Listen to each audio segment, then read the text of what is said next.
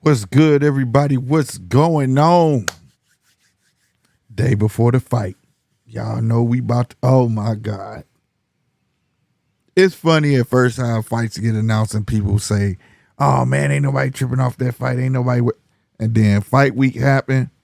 Man, it's like can't nobody wait. Swear to God. We gonna get into that though, but before we do, as y'all walk into this house, if you over there on X checking me out, if you over on YouTube, man, hit a follow, hit a like, hit a subscribe. Help your boy get to that million subscribers, bro. They there, they just invisible, man. Just hit it. I got a bunch of people that watch me, but y'all don't hit it. Hit it. Y'all return it, hit it. You know what I'm saying? Hey, it's the freest thing you can do to support the channel. You know what I mean? We trying to get where we need to be. You know what I mean? Real talk. I can't say that enough, but we'll come back around there. I will announce that again. I ain't gonna lie. You're gonna hear it a lot. But I gotta give some shout outs first. You know what I'm saying? Let's go ahead. Announcements. We got them. Shout out to Jared Anderson for being an ambassador, being chose to be ambassador for Riyadh season. Shout out to Hamad Shiraz for being chosen to be an ambassador for Riyadh season. And Terrence Crawford as well. Gotta give it to him, man. Hey, if y'all caught that video that I did, please go check that video out. I've been hinting at this for the longest. Man, that Riyadh season's finna become a global promotional company, bro.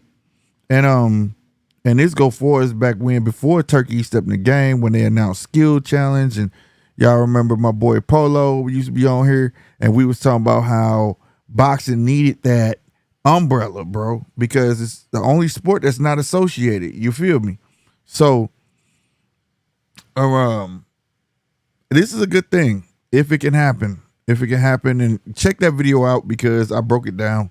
But yeah, this is a good thing. This is a good thing to have ambassadors to help influence your brand. That's what an ambassador does. And they make money. So shout out to them. That's a steady check. And I'm happy to see motherfuckers make money. Excuse my French. But I love to see motherfuckers make money. You know what I mean? So that's a steady check. They're gonna big up the brand. Hey, long as we getting them fights though. We gotta get them fights. But other than that, kudos them. I can't wait to see how far this goes. You know what I'm saying? Real spit. And I'm pretty sure there's gonna be many more ambassadors. You know what I mean? Period. You know what I mean? Dude, we know how Turk do. He throw that dog. He throw, you know how he is. He gonna throw it out.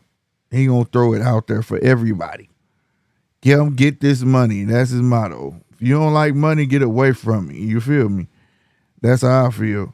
Shit. Real talk. You a fool if you think otherwise. Right? Now, we ain't gonna harp on that. Like I said, I did a video on that. I'll be glad if y'all go check that out. I do want to touch on this, though. Now, y'all know Lil Elby, quote unquote, got fired, right? Now, this is got to be at least the third time we witnessed Mayweather tell that man to shut up on TV, live. We witnessed him reportedly not being part of them.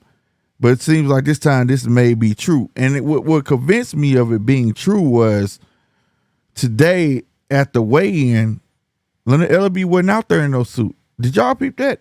He had a GTD, Gervonta Davis shirt on. And I have never seen them, you know what I'm saying? So maybe he's just going to become a part of GTD. It's crazy, though, because a lot of people calling Mayweather bitter. I thought the bickering back and forth is just promotion. We see this happen time after time before tank fights. You know what I'm saying? Where you get the lashing out, they go back and forth. It was just reported yesterday that they were getting along, but I guess now they not. You saw Gervonta, if y'all don't follow him on X, talking about he just a bitter B and all of this stuff. And now it's just a long drama and a list, like you said, it's just a long list of events that took place.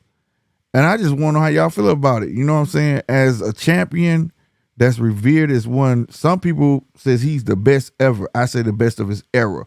But some people look at that man like he's A1. He's the stuff. Nobody's ever going to top him. And to act like this, like, it's weird to me. You know what I'm saying? You know, it just, a lot of stuff transpired. So Gervonta told the media he liked Leonard-Elby, not Floyd, when he was going back and forth with Earl, right? Then now you got Richard Schaefer being appointed as CEO. Then you got Leonard-Elby saying, hey, he done. He ain't said he was done, but, you know, we know he is. You know what I mean? But we know Elby ain't gone because he's going to be around at least for this weekend, right? And then you got, like I said, Gervonta calling him petty. You know what I'm saying? Then you had, this one got me right here, though. When Floyd said that the shit was canceled and he was telling everybody check out UFC, that's the crazy part about it. You know what I'm saying? And then Gervonta like, man, that dude tripping. We still got to fight. You know what I'm saying? So, you know what I mean? But, 1 second, y'all. Damn.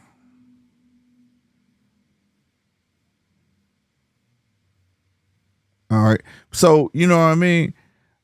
Out of all of that, I feel like, dude, drama sells. You know what I'm saying? But this is too much, bro. At some point, you got to be like, bruh, leave me alone. You know what I'm saying? Leave me alone, bro. Or y'all got to separate because it's just getting too crazy. But I just want to know how y'all feel about it. I know how I feel about it. I feel like it's sucker shit. I got to keep it 100. As a man, I feel like it's sucker shit. If you going to hate on my fight, bro, like to me, right there was too far. Even if it's fake, you know what I'm saying? It's too far to say my fight canceled and then you going to go tell everybody to go watch UFC. Like that's the ultimate pettiest, girliest thing I can hear. That's just my opinion. You know what I'm saying? Take how you want to take it. But I want to know y'all comments on that real talk. So to all my rewatch gang, make sure y'all hit the comments. Y'all can say it in the chat. You know what I'm saying? I want to know. I want to know what y'all think. I like knowing what the world think. It's not just about my opinion. It's y'all show. It's the people's show. You know what I'm saying? Without y'all, they know us. And always, the link is at the top of the chat. To all my people that's over here watching right now from X, if you want to come over to YouTube, type at GMT Sports. Come on over. You can take the link in the chat as well. Let me hear your thoughts, man. You know what I'm saying? Even if you want to come at me, bro, you know what I'm saying? Even if you want to come for me, it's all good. You know what I mean? Right now, let me give a shout out to everybody, though. Real spit. DJ, what's happening, my guy? Chappelle, you know what I mean? Hold the phone in the house, too. You know what I'm saying? Yo. It's not much. We tapped in on this too. Shout out to my boy Heavy Bag. We tapped in on this on his channel. You know what I'm saying? But it's not much you could really say about Tank. One thing I like about Tank is this. He has shown much, much, much growth in each fight. Whether y'all say he fighting anybody or not, he's shown his ring IQ is just getting better and better and better. Right? Especially since the Isak fight, right? Showed me you can box. Now you're seeing the counter punching. You're seeing the different looks. You just, you know what I mean? But how does he do with the fighter? Now they listen to these guys damn near neck to neck. Oh, shout out B just walked up in this thing too, man. Everybody hit that like button, hit that like button, hit that like button. And share it, share it, share it. Don't be no punk and don't share it. Share it. Let me quit playing with y'all. But Frank, they got him listed neck to neck with everything, height wise, which is no. I don't know why I was reading somewhere. They listed him down there and said no. Frank at least got 3 inches on his cat, man. 3 to 4 inches on his cat. The reach, they got neck to neck. You know, whatever. But I haven't seen anybody I haven't seen Tank fight nobody with the footwork of Frank. I'm going to just say that first. I'm going backwards. That's why I'm going to do it. Frank footwork is way better than Tank footwork. hands down, if you get Michelle Riviera, Frank Martin, hell, if you get Dono, when he fought Dono, if you at least get that, it's I got Tank winning this fight, first off. But it's not gonna be easy as it sounds. You know what I'm saying? You know, we gotta give Frank Martin for his flowers for what he is good at. You know what I'm saying? I think Frank and Malik Carpenter, shout out to you, bro. I'm gonna say what he said. Frank can't beat Tank's last 3 opponents. I'm not sure about that. That's kind of reaching, bro. You saying he can't beat Eastside Cruz, bro? You saying he can't beat? Hell, Tank had a problem with Ryan all the way up to Ryan got desperate. Now, let's not act like Ryan did not rock Tank. Let's not act like we didn't see Tank hold on for dear life. Who else, bro? I don't know about that in a complete comment, but who would handle him better? Probably Tank. Punch Drunk, what's happening, baby? What's going on, Slick? How you doing tonight, brother? Man, I'm doing. You know what I'm saying? But I'm just going down the attributes on Frank, trying to explain to people that it's not going to be. I don't think this fight is easy as it seems. Now there is a situation where it can become easy. All right. For instance, I'm just gonna go down what I like about about Frank. It ain't nothing that I don't like about Tank. So it's really that side of Tank. I'm not gonna touch on, right? Until I get the stuff that Tank does I don't like. All right. 913, what's happening, baby? Well, people don't understand, like people look at boxing as if, oh, he ain't fought nobody, right? Guess what? You could say that about both, right?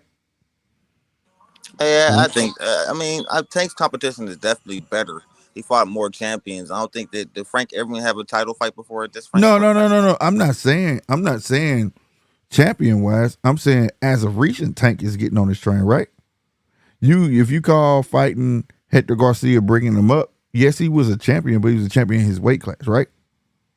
Yeah, If you go by that, then okay, fine. Like, all right, but no, I can't give you that because it wasn't nobody in your weight class. You understand what I'm saying? So, like, what I'm saying is, I look at them as two neutrals, but not neutral. I won't say that he has the more experience for me. You get what I'm saying? yeah. Tank He does. been boxing longer. Right. Frank started later in his Right. career, but But you can't take away from because you ain't saw Frank in the ring with somebody that you want to see him in the ring with to say that he doesn't have skills. Let's not act like the birth of a star starts with a nobody.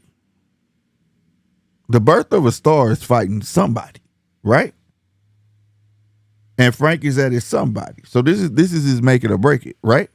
this is a big make it or break it though. Like It he's a is. massive push, man. Like It I think Frank is ready, but I don't think Frank is ready. Like I see a couple chinks in the armor, but I could be wrong, man. Like his demeanor, he don't seem as confident as Frank normally seem in fights. You know what I'm saying? I don't know if it's the bright lights or all that, but I watched mm, Frank a couple fights leading up to this one, and he shows way more confidence. Look like Tank might be getting in his head a little bit. Hope Yo, not. I already said it. He living rent free in Frank head right now. When he flinched at him and jumped like that, yeah, that told me that he He was scared the shit out of anticipating me, it. bro. I'm like, whoa, Well, Frank is. I won't say scared. I just think it was more anticipation. Let me explain. You know, Tank he touches somebody all the time. So it's like he was kind of waiting on, like, you touch me, then I'm mess around, yop your ass. You know what I'm saying? Um, Yeah, Tank could be doing some crazy shit like yeah, push I, Rolly off the stage. right, exactly. So I looked at it as just because, and it's something that I'm trying not my best not to curse, that people get misconstrued. Being nervous is different than scared, bro. But even if you want to call it scared, where I'm from, one thing I've ever seen, put a scared motherfucker in the corner. and see if they don't come out of it. Oh yeah, scared fighter is definitely a dangerous fighter, but being nervous as a boxer, that's a bad thing, right? Well, in a sense, it could be bad and it can be good. You can go in there and get over your nerves, and it turn into survival mode, which is like people think survival mode is desperation. It's not. Survival mode go one of two ways. You get on your bicycle, run away, or you actually start paying attention what the fuck going on, and you end up tuning everything out. You get what I'm saying? And you get focused and you get smart. You know what I mean? All of a sudden.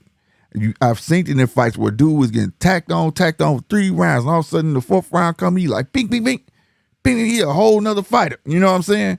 One of them punches woke his ass up like, nigga, this shit real. You know what I mean? So Do you think Frank really could rise to the occasion and actually win this? Like, I think he has a chance. Like I said, I'm riding with Tank. But see, I just have to. A lot of people that's speaking on this matter ain't been following Frank since he came in. One thing Frank has, like I said, the greatest attribute that Frank has better than Tank is his feet. Hands down. His feet is it, right? If you go back and watch Michelle Riviera fight, right? Michelle Riviera, instead of going to his right side, he was going to his left, wasn't he? yeah, And that was a bad deal to do. And guess what was forcing them to go that way, though? It was Frank. Frank was mixing it up. He was going left and right. Dude didn't know which way. He loved him to sleep with his feet. Like, okay, you going to go which way I want you to go. You see what I'm saying? That's how it ultimately became a shutout. If he goes in there. Frank don't got the power. He got pop. He got some pop. He don't have tank power. I mean, the back tank up, though. The power to back him up. Yeah. I don't think so. Man, check this out. Let me say this. I don't think because I don't think he's gonna have Tank on his bike the way Rolly did. Rolly had massive power. You know what I mean? I don't think he's gonna have. I think 3 fighters back Tank up. I seen Santa Cruz do it. Rolly did it, and the dude he fought at 140. What's his name? Barrios. You know but check this out though. Frank got the boxing skill to box with Tank, but Tank is a very underrated boxer. People are always just so enamored by the power. Tank could box his ass off, bro. No, he could box. That's what he had to do. That's what made him a true star that he is now. That Eastside Cruz that fight showed everybody he ain't just a knockout artist. That's what I don't care what nobody says. We love knockouts, right? We love them. But when you get a puncher that could punch and he could box, oh, he's a god at that point. And that's what the boy been showing. The last fight, Ryan, he showed masterful timing, didn't he? So he showed his ring IQ. He's coming in. I mean, I liked how Coach Calvin put it. Like, I want you to push him. I want somebody to push him. I want somebody to push Tank to another level. Nobody ain't been able to do that yet. Can Frank do it? I don't know. I think this is the thing about Frank. Frank is built on feet. Frank is built right. The guy that's gonna push Gervonta Davis, in my opinion, there's only one guy that could push him, like really push him to another level. That's Shakur Stevenson, man. I don't really see nobody. Yeah.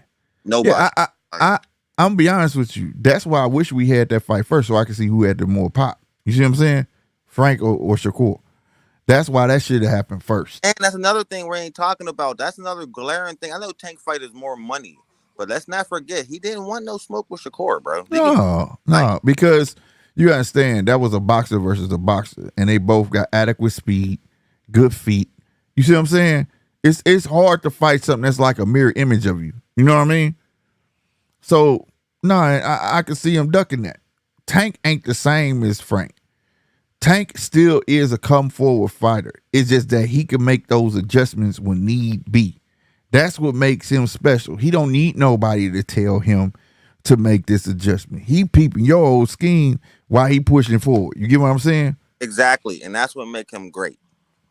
Exactly. I'm not disagreeing with that. All I'm saying is I don't think it's going to be as fast of a knockout as everybody's saying it's going to be. I mean, I don't think it's going to be a knockout at all. I think this fight's going the distance. I think he's going to get knocked down. But I don't think Now But Frank does have some great qualities, but he experience do. experience is gonna But play he the don't part. have. That's the thing. I'm that got me worried. Like it's like Frank. The first time I seen him, he immediately caught my attention. Who is Frank Martin? This guy's kind of nice. I like his swag. Mm-hmm. And then it's just like he gets rushed to the top. I don't like fighters being rushed, bro. Like Yeah. I know you saying like like a Well, lot of fighters is prolonging their careers and not fighting as much, bro. But we see a lot of fighters get rushed to the yeah, top, man. because they get fast tracked. But And I'll this tell you this is this: looking like a this fast been, track move right here. but punch drunk. This been going on for centuries, bro. I don't know if you recall. I don't know how far back you didn't watch fights. I don't know if you watched Ali and Spinks, Yeah. right? I researched as far back as Jack Dempsey and them, bro. Jack, Okay, man, so I you like had all them. Ali and Spinks. Shout out to Spinks, St. Louis boy. He beat Ali, but see, that was a I'm gonna get him while he green fight. You see what I'm saying? Yeah, Spinks was gonna be that dude. But let yeah. me get him while he green. But guess who lost? Ali. Ali out in the second fight, Ali won. You see what I'm saying? But the first one he lost. You see what I'm saying? So that's what I'm saying. It's all the birth of a star ain't just you just gonna be a star because you just keep beating people. You gotta fight somebody to become that star. So this is Frank's show up fight. That's why I'm trying. That's all I'm trying to convey. They're like, oh, he's a tomato can. No, Frank's not a tomato can. Oh, now whoever's saying they a tomato can is straight casual on that. Frank is not a tomato Frank can. is a great Frank boxer. has He's every a true, attribute you would want in a boxer. He just lacks the experience. he's a great fighter. He's a true contender, and he deserves a title shot. Right. I just Right.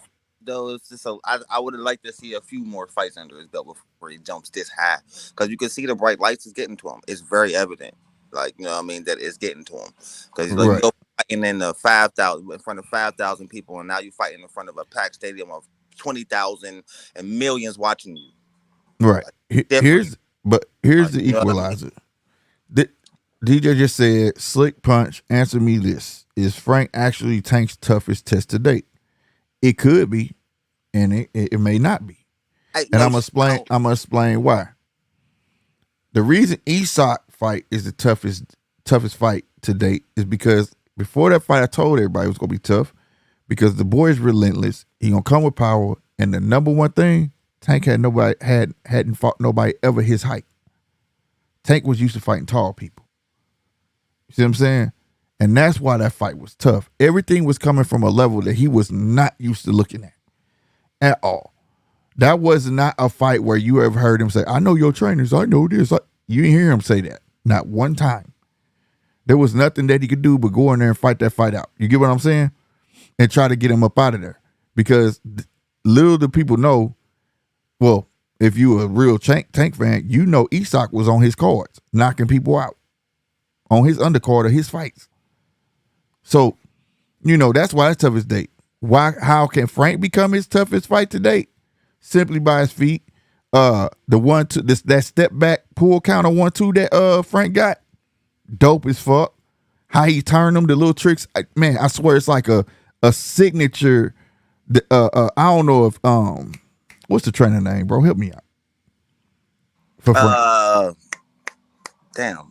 I don't know why the fuck I just went blank like that.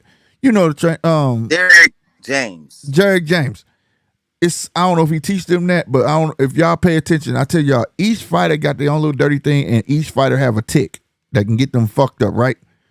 That little stick he do, he put that stick out there and he push your forehead back.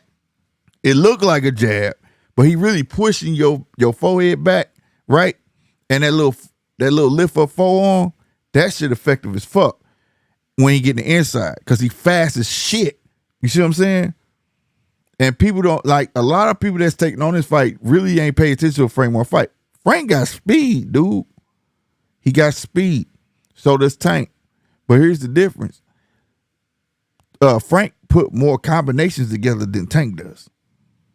You see what I'm saying? But having said all these, and he got more attributes where I'd be like, damn. You know what I'm saying? My dude throw a 2-piece combination, sidestep your ass, leave you looking this way, you turn this way, and you catch one. Frank can do that.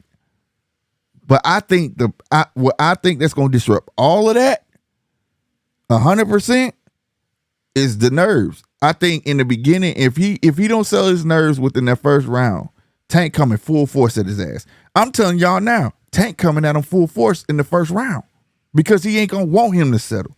Don't think Tank just talking shit. That's just to sell a fight. Tank know. That's what make Tank smart. Tank know this dude right here. If I let him settle down and get cool, calm, it's gonna be a long fucking night. Simple as that. Frank got a snappy jab too. He know how to use it. Now, the thing about Frank that can get him fucked up too is this. He get real lax sometimes. And he drops his fucking left hand. He drops it, right? And that's why if you go back and watch the Michelle Riviera fight, Derek James was on his ass about that shit. Quit fucking being lax and keep pushing. You see what I'm saying? That's why you catching you. The another thing that I think gonna disrupt Tank, this is the one thing, just the one thing. Everything else I said, I think Tank gonna catch on like this, right? But the one thing I think that for a fact, I think that's gonna bother Tank is Frank's defense. Frank don't have one peekaboo. He got this, he got this, he got this. He switches defense up like you think he in there doing karate, bruh. And he very smart with it. You know what I'm saying? Very smart with it. If I think that skill wise, yeah, Frank is his best competition. Yeah, but it's the nerves. There's three things that I see happening in this Frank. I told you because Frank, a lot of people don't know who he is. Like only like us pure fans really know who he is. A lot of the casuals don't know who Frank Martin is. Right. You know? But I think like Tank's IQ is going to be too much for him. I think Tank is going to cut off the ring on Frank and put pressure on Frank like he never felt before. Like you said, he is going to come out fast. He don't want Frank to settle. It's going to put pressure on him quick. And 3, if Frank can't hurt him, if he can't make him not want to get hit, it's over. Right. So, and he did say that, B. It's the same I said about Spence and Crawford. If Spence ain't stronger, it's over. It was over. We all said, I think the whole world said it at the same time. When we saw Terrence push Earl, was like, it's over. Was like, it's over. We was like, it's over, bro. You know what I mean? And yeah, so it comes down to strength, IQ, and footwork to me. Those are the three key components that's going to matter in this fight. And I think Frank is only superior in one of those areas. Yeah. You know, footwork. And Tank's footwork is very close. It's not underrated at all. You know what I mean? Right. Like, yeah. So if he can, because I think one thing I keep on saying about Tank, and I see this in David Benavidez and Terrence Crawford as well. They evolve every fight.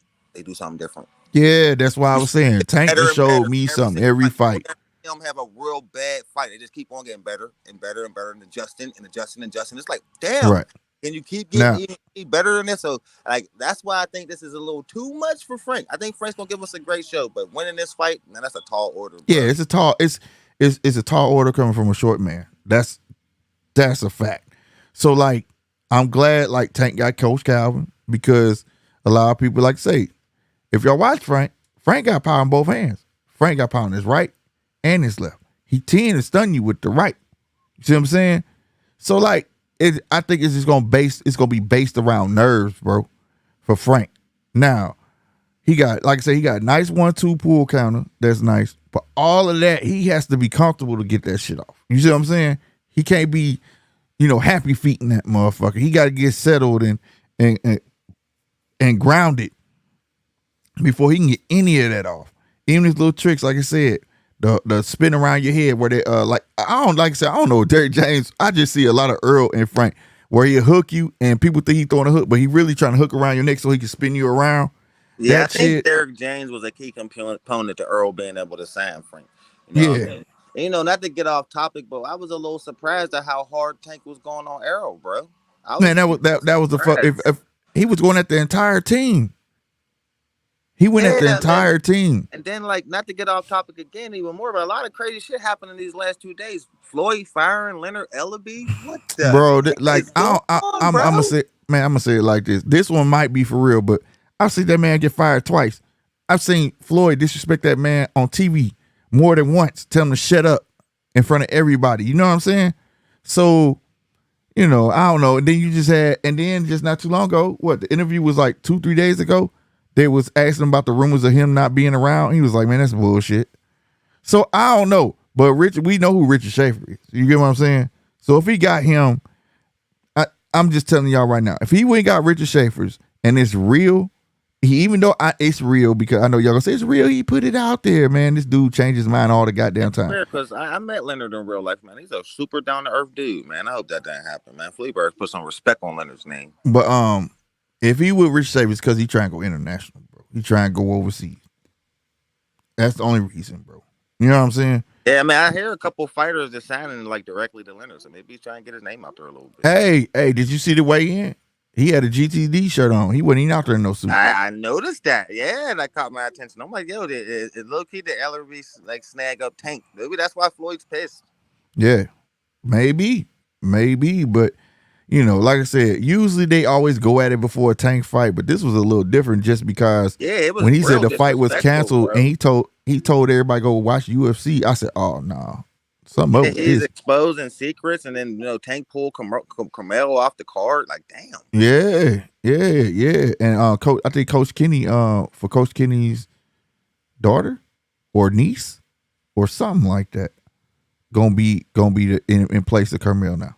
That's crazy, man. I like Carmelo, man. I wanted to see him again, man. That kid's nice. Yeah. No, he'll be back.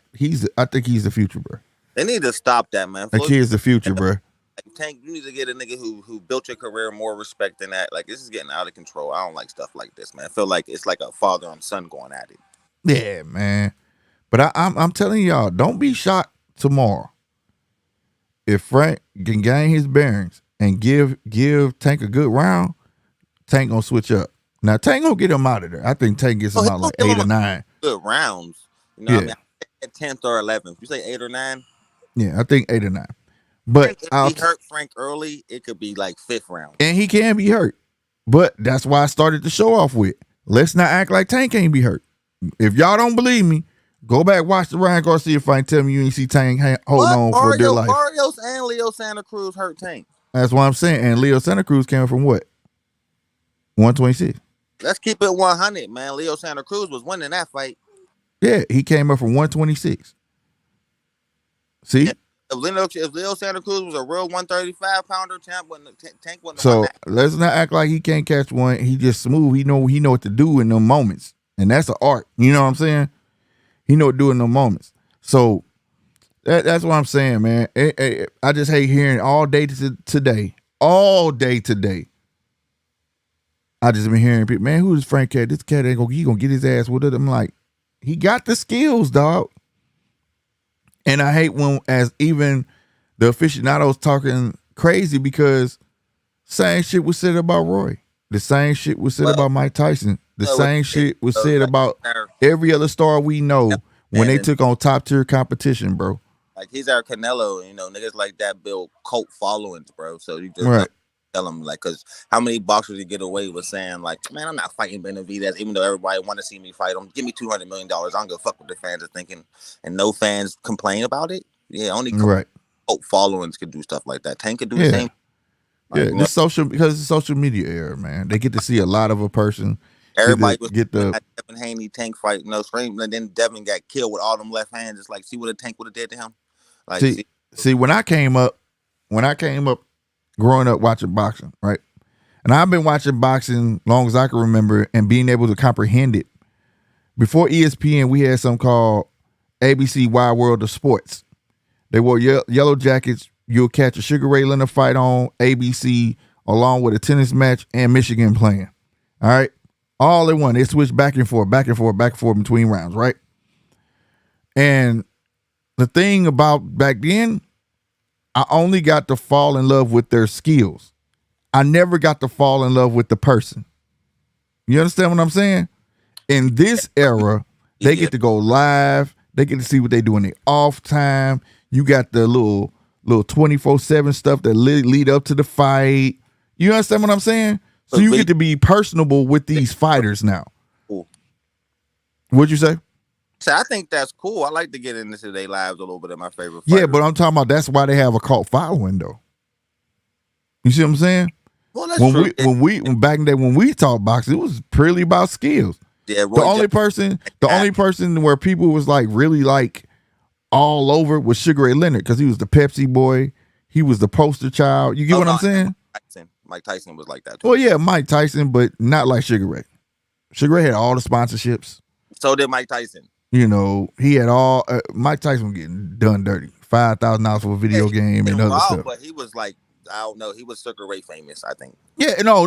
He was Sugar Ray famous, but he wasn't personable famous. You understand what I'm saying? Oh no, he wasn't personable at all. Sugar Ray Leonard became the personable You got famous. think though. Mike Tyson got way too famous and way too rich, way too young, man. Oh yeah. So like you had Sugar. I don't know if y'all know who Robin Leach is, but Robin Leach was the first Cribs. Robin Leach, I think Lifestyles of the Rich and Famous. Famous, bro. I think. Yeah, he had a show called Lifestyles of the Rich and Famous.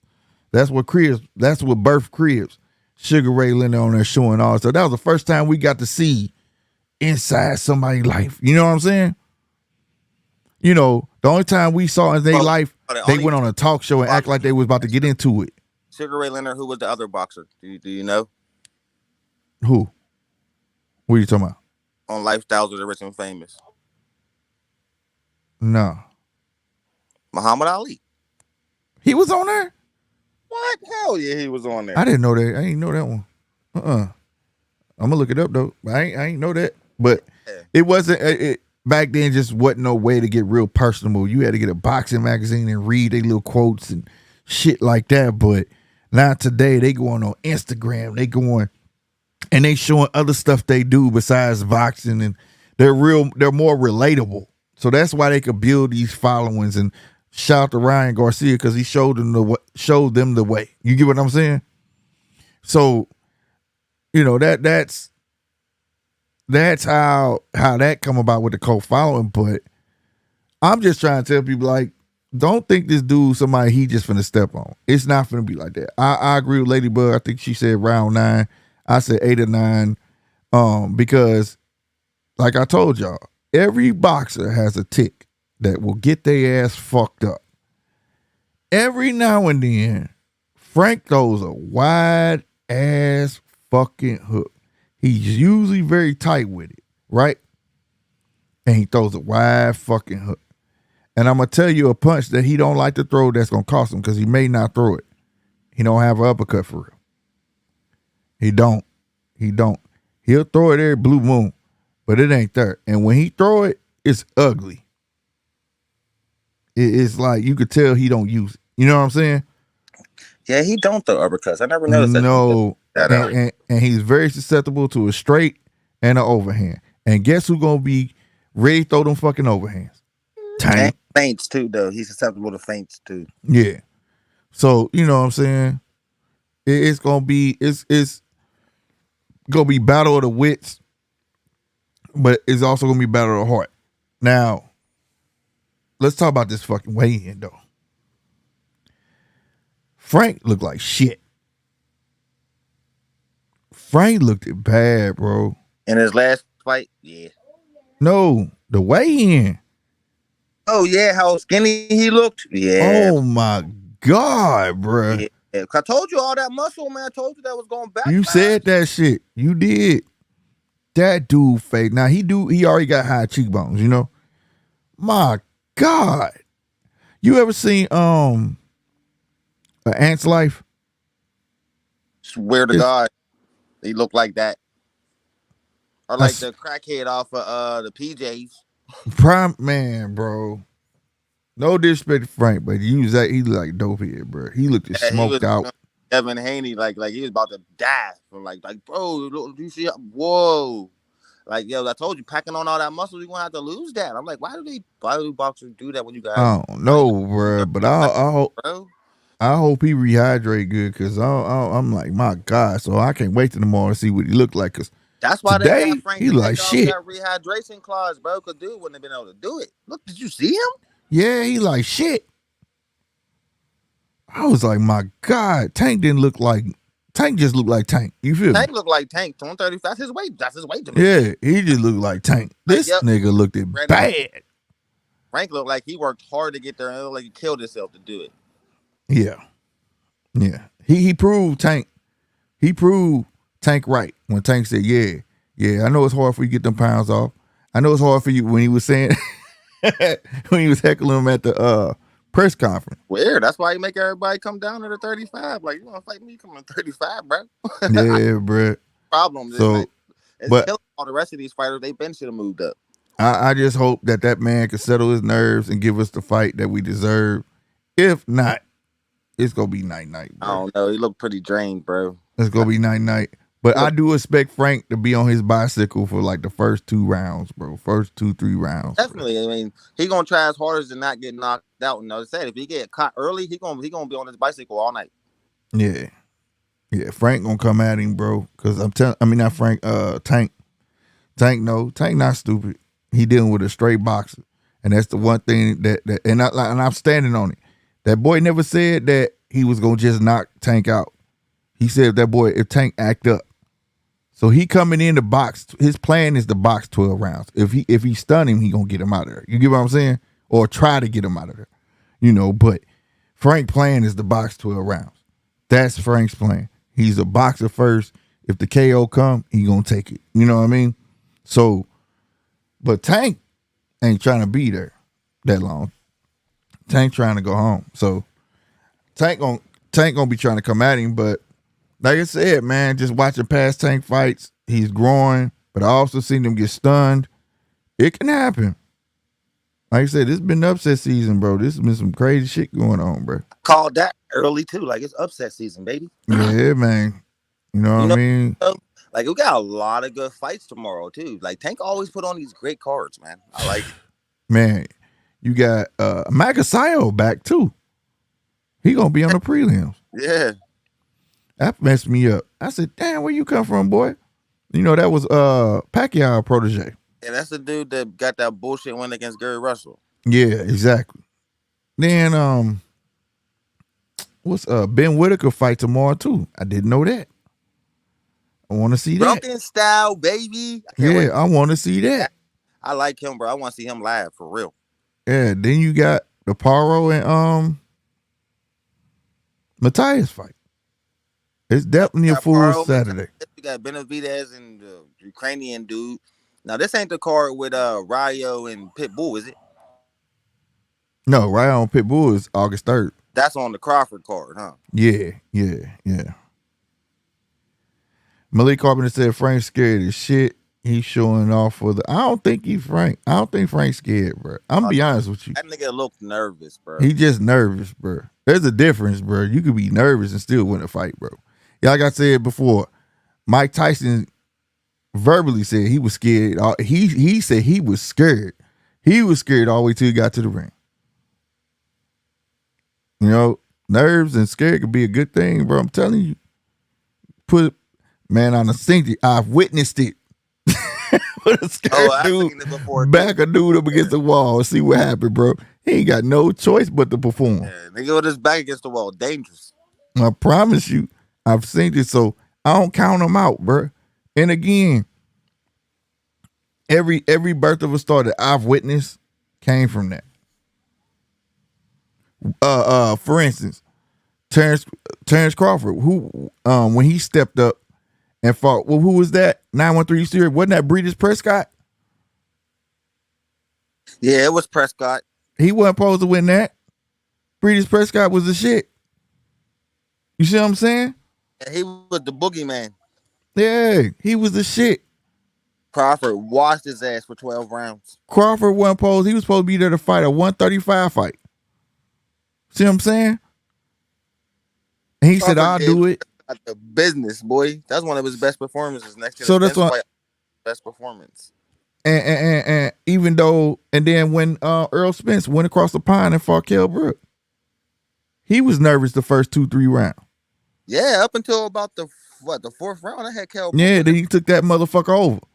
Then Errol just started whooping that ass. So that's why I'm saying, man, you can't become a star just fighting. You know what I mean? Like, sometimes you might be witnessing it and don't even know it, bro. You know what I mean? Canelo kept it 100 and said he was super nervous when he fought Floyd. Super nervous. Right. He never fought nobody whose star power was bigger than his. He was Right. always the face. He like I was never the B side before. That was the first and only time I've ever been the B side. It was extraordinary, and that's true. Right. And So then you you know what I always mean? the most famous motherfucker in the room, and all of a sudden you ain't no more. That would be like jarring to people like that, probably. Right.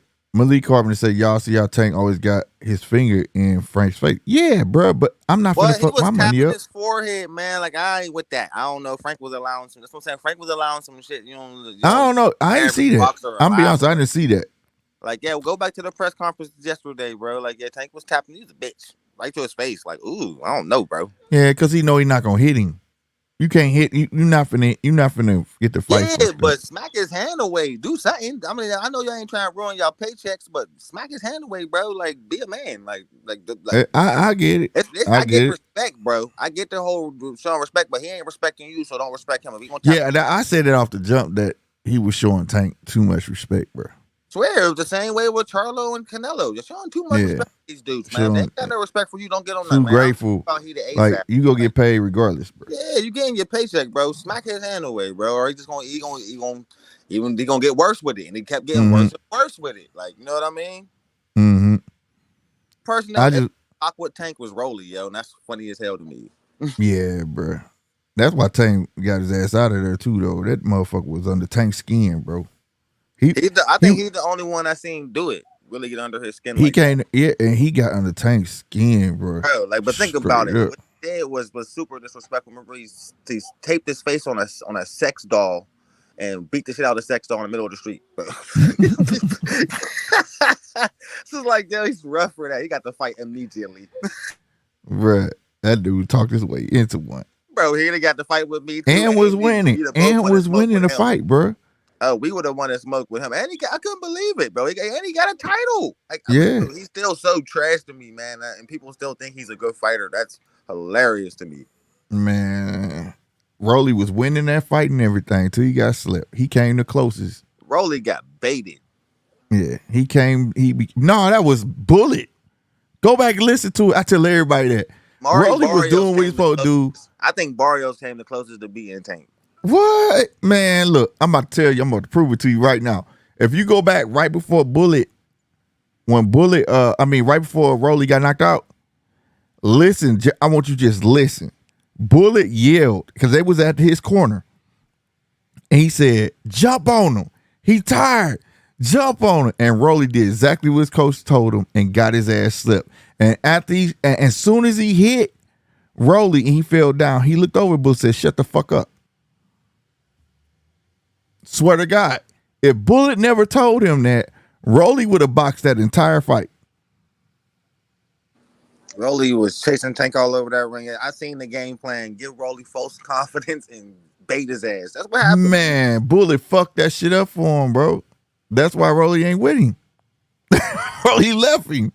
Rolly was like, man. He was out as soon as he got that belt. I'm out of here. Man. So like, yeah, man, Rolly could have won that, man. But it is what it is, man. Then he so got like, by Pitbull because he's a bum. And now everybody keep on gassing up Pitbull. I like Pitbull, but Pitbull don't jab. He's a boxer's dream. I can't wait till they put him in there with a real boxer, boy. Watch what happens. Exactly. Ooh, watch what happens. Pitbull is just fan friendly, bro. Oh, yeah, Pitbull got that Pitbull style, though. Nothing but hard ass hooks, bro. But when you put him in there with a skilled boxer, he is night. He ducked that. Oh, it's a wrap. Quick. He knew better than to get in there with Shakur Stevenson. Yeah. I'm not fighting him. Oh, hell yeah. He ain't fighting him, Lomachenko, none of them. He ain't Styles make fights, and he ain't trying to look bad. He ain't fighting Tio. You ain't gonna see none of those fights. Ryo, watch Ryo do to him. Ryo gonna whoop his ass. Watch. I forgot who was my dude they put him in with. He had white trunks on. I can't remember. It was on that Terrence Crawford card. Remember? Yeah, he beat Pitbull for real too. He box shot him. He had Pitbull follow him all around that ring. He was eating all Pitbull sorts like, wow, that's all you got. Yeah. I was like, yo, this dude's tight. Who is this? They gave it to Pitbull. I think they was trying to test him then against somebody they knew was gonna box him and see how he would do. You know what I'm saying? And it didn't look good at all. Pitbull problems. Yeah, for real. Mike Carbon, Barrios, Pitbull, Ryan will beat Frank. I'm be honest with you. First off, Barrios, maybe so. He 140. Pitbull, I don't think so. Ryan, depending what Ryan you get, bro. If you On get Ryan everything I love. focused, probably. This, if you get that Yeah. Ryan against Devin, I was like, he ain't respect Devin. He knew he No. could beat him. But if you get him focused, yeah, he'll win. But if he get that Right. Ryan got against Devin And I'm focused, being Ryan honest, gonna beat Malik. Devin. I ain't even capping right now, bro. I'm being honest with you, bro. I promise to God. I don't know, bro. It's just Tank. You gotta think, bro. Frank ain't the biggest thing that's gonna fuck with Frank when he walk in that ring and all them people. He gonna be under all them lights. He he never been there. It ain't even just gonna be the lights. It's like all the celebrities is there too, bro. Well, that's what it Like mean. I big mean, big fight. Like he ain't used to yeah, it's huge, bro. This is huge. Them been nerves gonna waiting this set in. for a minute, bro. This is a big one. Like Hmm. And Tank's so calm, and Tank showing him like when he at the press conference, he don't give a fuck. Like you ain't never did this. I've Frank's done reaction this. when he showed up for the like when the thing Tank didn't show up, but you see his reaction when you seen all them people? Man, he was like, Yeah, "Oh yeah, bro. Wait till you get to the fight on Saturday. You gonna be like, huh, yeah, you gonna yeah, see bro. all them out there in the crowd. Madonna, yep, yeah, they gonna be there. Like that would Hmm. fuck with me, bro. Like you know what I'm saying? Your favorite rapper, all your favorite star, they all gonna be there. All Oh, right, everybody gonna be at that motherfucker. that's big, man. And And Las Tank, Vegas, big fight. and Tank leaning to make a statement because he ain't had a fight in a while. Yeah, So and he he's definitely excited. going for the How knockout. excited he is. He's itching to get back in that ring. So it's like, man, Tank might get. I mean, like Frank, like Martin might get steamrolled, bro. I hope it don't happen. I think it's gonna be a good fight, but I don't think. Yeah, I don't think he's gonna win. I don't think he has no chance to win. I'm not. No, I'm not betting on him. I was thinking about it today. Nope, not betting on him. He's not winning. Nah, man, man, look, I don't know what the odds gonna be, but I put 20. If $20 give me a shitload of money, I put 20 on Frank. Just I ain't gonna be mad But if I lose my 20. anybody who bet on him gonna make a ton of money. You You know know, what I mean? But I ain't gonna be mad. I might put a small bet on him, maybe just cause maybe, but he's probably not gonna win, bro. You think John Ingram is because John left? You think that they got Leonard Fire hold the phone for real? That could be possible. That could be possible. I ain't think about that. That could be possible, bro. But I'm just saying, Ladybug said Frank ain't haven't fought nobody. Yeah. You go down the line on Tank shit, he ain't really fought nobody neither. That's what I'm saying, bro. But I can't shit on Tank because I see his skills getting better and better. That's the only reason, bro. He has more experience. His claim to fame. This is not the shit on Tank. This is just me breaking down some shit for somebody because I always get the bad rap for this shit. Nah, Slick be hating, nigga. That ain't hating. This ain't hating. His claim to fame is fighting 126 pounder. Y'all understanding this? Now, when we talk about other fighters, y'all quick to bring up weight. Oh man, he was small. Tank been doing it too, my guy. Okay? Hector Garcia was a small cat. Then he went up Mario Barrios. Can't nobody on here tell me they knew who the fuck Mario Barrios was, because I sure the fuck didn't. And he put a weight clause on him. Let's be honest. Let's be fair about this shit, bro. Now, Ryan is a glorified prospect. Don't act like Ryan fought anybody. So who did he fight? Ryan had a name because of social media. Who did Ryan fight to say that he was going to be the shit? Nobody. So let's be fair about it, bro. Let's be honest. But Tank is the shit because for me, and you can ask anybody, you can ask RC, and RC's the biggest fucking Tank fan there is. But RC will tell you, before that Pitbull fight, I was like, I don't know if Tank gonna be the shit. I ain't never seen him box. Nobody seen him box until he fought Pitbull Cruz. I said, okay, he can box. Now I'm sold. And then after that, the timing started, right? Now he could time. Now I'm seeing everything come together. Yeah, once he got the timing, it's over. Right. So let's not sit here and act like, bro. Now Frank is still green. He is. He green as shit. But just a couple fights ago, Tank was the same. The only difference is Tank had a machine. Frank don't. Frank could easily be in his position with a Mayweather to bolster his name to the top. But, like I said, it ain't hate. I'm agreeing with y'all. Tank skill set is better based off of because his experience. You understand what I'm saying? His experience. Frank greatest fight today is Michelle Riviere, which was Michelle Riviere was supposed to be the next shit. He made him look like nothing. He ain't been the same since. You understand what I'm saying? He went up a whole nother weight class. He made Dono he was doing damage. He made Dono look like crap. But that's why I brung them two names up, because to me, them was the two fighters where I was like, damn, they was doing some shit. This boy just made them look like nobodies. You get what I'm saying? And he got Dono out of there in 4 rounds. So all I'm saying is, I don't think Tank not gonna beat Frank. I think Tank's gonna beat Frank. I don't think Frank's gonna beat Tank. But I'm not finna sit here and shit on Tank as Tank don't. I mean, as like Frank ain't displayed, like he ain't never displayed no skills where you be like, okay, I gotta keep up with this cat. So if you really watch boxing, you not finna sit here and tell me Frank ain't got footwork. You not finna sit here and tell me he ain't got no pop in his right hand and his left hand. You can't tell me that he don't throw more combinations than Tank does. You can't tell me that he doesn't turn his opponents right after 2 punches. You can't tell me that he ain't got a nice step back counter. You can't tell. He has everything that you would want in a boxer. But the question is, can he put it together against Tank? Because Tank has had time to put his arsenal together. You get what I'm saying? Yeah, I think no, bro. I don't think he had enough time. You're right. That's all I'm saying. I don't think the boy had enough time to be able to put it all together yet. Tank has had that time. I agree. Like, all of us who watch boxing know, like, outside the casuals, bro, we agree he has the potential to be great. Right. But he's rushed. They're rushing him. Harold trying to get that big paycheck and a couple big paychecks now before he retired, bro. And he's rushing this kid. And it's detrimental to his career, in my opinion. Labor says, stop talking about Tank. Tank ain't big, you clown, so why fight somebody big? I ain't say Tank ain't big. I'm just calling it what it is.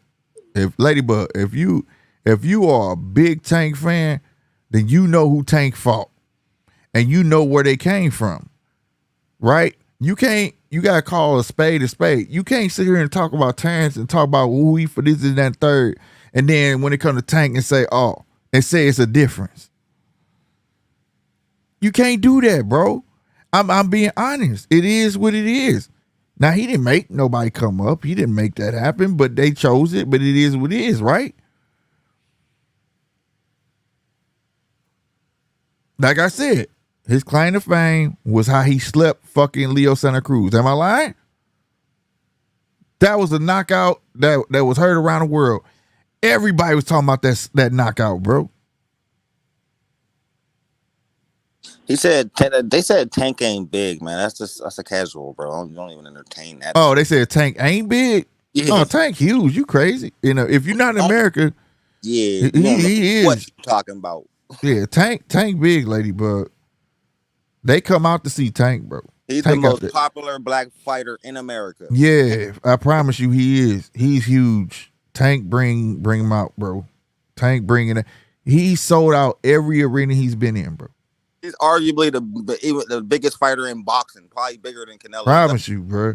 Right there with Canelo Alvarez, for sure. I promise.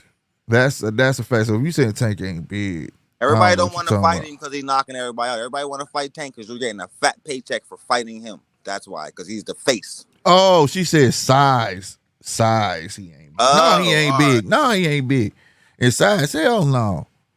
No, but he make up for it in smarts. Oh yeah, you know, 35-pounder with great footwork, great IQ, and and his accuracy. There you go. And power. Fucking accuracy and timing got me, boy. I'm like, this is a motherfucker right here. You could tell he loved what he do. And he learned defense from Floyd Mayweather. Right. And Tank said, Tank can beat everybody Frank fought. Frank can't do the same. I can't say that, bruh. I agree. Dude, I agree. Totally. Bruh, you don't think Frank can't get with Leo Santa Cruz? You don't think he can't beat a Hector Garcia? Are you serious? And I don't think he can beat Ryan Garcia. Oh, stop playing, bro. So now Ryan is a legend? No, I ain't say he was a legend because he ain't never won no title. I ain't say that. I said I'm saying, but who is Ryan for? Than a lot of people give him credit for, bro. Who is Ryan? Before the Devin Haney fight. Who has Ryan fought? Hey man, he beat the gold medal winner, man, who dropped him and he got up and he showed heart in that fight. That's Dude, that literally was what you one look fight. for. Since then, bro, I'll give you that one. I'll give you him. And that dude was finna retire and dropped him. So that says a lot. And he did retire. He said before the fight he was gonna retire. And he still dropped Ryan, right? After that, who he fight? Who Ryan fight to say for anybody besides Devin? Who? He's Oh, a yeah, that's glorified. definitely He's a glorified I mean, his prospect. two biggest fights is definitely Tank and Devin, hands down. All right, then. There you go. I can't say he can't beat none of who Ryan and none of that. Man, I think it would be a great if Frank and Leo had got it on. I think that'd be a dope ass fight. Real spit. But Hector I don't know who Garcia would win really? that. Like, yeah, I can't just say he would win that. Leo Santa Cruz could bang, bro. No. I think I'm be honest with you, but Leo got that tick. I've been telling it, man. Let me tell you something. I've been saying Leo was gonna get that catch that work for somebody for a long fucking time. He tell on himself, and he used to baffle me how motherfuckers didn't catch on. Come on, bro. Tell me you don't never see Leo take it one step. Man, you time this dude. If I had to show a video to a boxer on how to time somebody, I'm showing a video of Leo Santa Cruz. Every boxer got a tick, bro. Every boxer. And this dude tick was so obvious. This right here. And if you think I'm lying, y'all go on another phone or something and look up Leo Santa Cruz fight and just skip through a mid-round and watch when he walk. He gonna take a step, wiggle his hand. Take a step, wiggle his hand. If you keep him busy, he can't get nothing off. And then he do this. Nah, man. No, I don't agree with that, bro. I promise God. I think Frank could get with them. I can't say he would beat him or not, right? But I think he gets with him. I'm not saying that those opponents will run over Frank. Not with the skill set. And neither one, and then Leo Santa Cruz is nowhere near as large as a Tank. So that fight wouldn't even be like that, bro. A Hector Garcia fight, especially Hector Garcia. Fuck no. Y'all crazy. Y'all crazy. Hey, yo, DJ asked a good question. He said, What's that? He said, you think Frank's nerves would turn into adrenaline? It's a good one. It can. That's what I was explaining earlier. I've seen it. Dude getting his ass whooped 3-4 rounds. Then all of a sudden one of them punches ring that bell. That motherfucker just go ham, bro. All of a sudden he just turned to a different fighter. Yeah, once you get punched, man, all them nerves kind of leave. So yeah, I don't know if it tuned everything out, but they just get on the ball and start beating that other motherfucker ass, bro. You know, that's when you get those slobber knocker ass fights where sometimes dude get wobbled and he wobbled that dude, you know. I swear, some fighters just need to hear that ding ding. Now it's on. Yep. So I don't know, you know. I mean, and I don't want to taking this as I'm trying to compare Frank to Tank. I'm just saying for his competition wise. All I'm saying is when they saying, like somebody said in here, who is Frank fought? I could say the same thing technically about Tank. It's been the argument forever. Y'all didn't know who the fuck Eastside Cruz was. I got facts of that. Everybody that came on my show, who the fuck is Eastside Cruz? I ain't have a clue who he was. Nobody. And I got 3 videos when I forgot who he was supposed to fight. And that dude pulled out. I said, why don't he fight Eastside Cruz? He been knocking everybody out on his card. Why not? And I was shocked that Friday. I said, God damn, they picked Eastside Cruz. What the fuck? And I told everybody that's gonna be his toughest fight. This little dude relentless. They the same fucking height, reach, I went everything. And did research on him when I seen him, and I seen how little he was. I'm like, oh, this dude's smaller than Tank. This might be interesting, and it was. And it was because Tank wasn't used to that. Everybody Tank was fighting was taller than him. So I'm just saying, like, it is what it is. Who did Ruiz fight before he set AJ? That's a fact. But I'll tell you something about that, DJ. Here's a fun fact about Ruiz. 5 years prior to that, he gave a plan if he ever made AJ or Deontay Wilder. He told how he could beat them. I'll be damned, he did that same. He did exactly what he said to AJ and beat him. No lie. You can find on YouTube. He's sitting on the apron of the ring. And they was like, what would you do if you got AJ? He straight said, "I'm gonna stay busy and stay in his face." He's mental. You make it feel like he can't hit you, he gonna quit. And I'll that's be right exactly back. what he did. I'll be What'd you right say? back. Okay.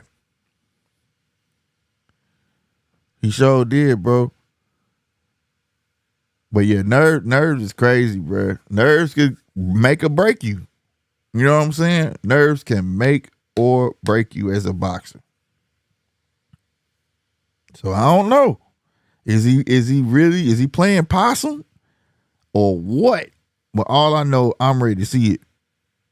I'm ready to see it. I want to see if Frank gonna shake the nerves, actually gonna give Tank a fight. I got Tank at 8 or 9. That's my prediction. That I think Tank gonna sleep on. I think they watched enough tape on. Like he said, yeah, he watched tape. I think he watched enough tape on Frank. Like I said, Frank gets hit. You can get him with them overhands. He don't look for it, right? Them straights. If Tank start punching between them hooks, Tank gonna catch him. Because like I said, at times, Frank throw wide ass punches, wide ass hooks for no reason. He get lax, he get lazy, you know. So that's why I think it's gonna be a overhand that's gonna catch him. 913 said in today's climate where guys ain't fighting each other, this is still what I call a show and prove fight. Both guys don't have stellar resumes. That's a fact. That's all I'm saying. Oh yeah, I agree with that. That's what I'm saying. But I do believe I believe just Tank got the better experience based on Starting to the pick up though a little bit though as far as competition fighting, but like champions fighting champions and the best mm, fighting the best. It's picking up. It's starting to pay them what they want to get paid now, thanks to my man Turkey coming in here and giving that good hey influx of man, we boxing. You know, man, bro, if you was on this show back in the day, swear to God, we've been talking about this shit forever. That boxing needs some sort of umbrella that can make these promoters quit. You know what I'm saying? yeah, like Holding their best fighter away. and just inject the sport with enough money where it can overpower these promoters, and somebody's finally doing that. Man, Like, Turkey. see it. And I don't know if y'all caught that video. Like I said, check it out. I went down and figured out how much each company worth, and it's doable. That 5 or 6 billion, oh, that's generous as fuck. Cause he don't even need that much to buy these companies if he wanted to. He just trying to give them that much money so he can get 51%. So can't nobody tell them that what they not gonna do. He not trying to buy Top Rank. He's not trying to buy no promotion company. He just want them to be up under this umbrella. Put your ink on this paper saying that we gonna be able to make the best fights, and I'm gonna be basically the bank. You get what I'm saying? I'ma pay. They trying to do a UFC type thing. You get what I'm saying? Except the bank gonna pay you what you weigh. So, and I think it's moving faster than we think. He already getting ambassadors and shit. Man, because he got so much money and he's so powerful that all the people who could even try to combat this dude don't got enough money to fuck with him because the dude got like Elon Musk levels of cash. Yeah, for real. More than Elon, bro. He ready to spin it. And it's called a PIF public something. It's on the show. That it's not even Turk money. They came I'm about to tell y'all what I think it is. I said it in the show. I think this 2-year run with Turkey, right, was to prove to them that he could do this. You get what I'm saying?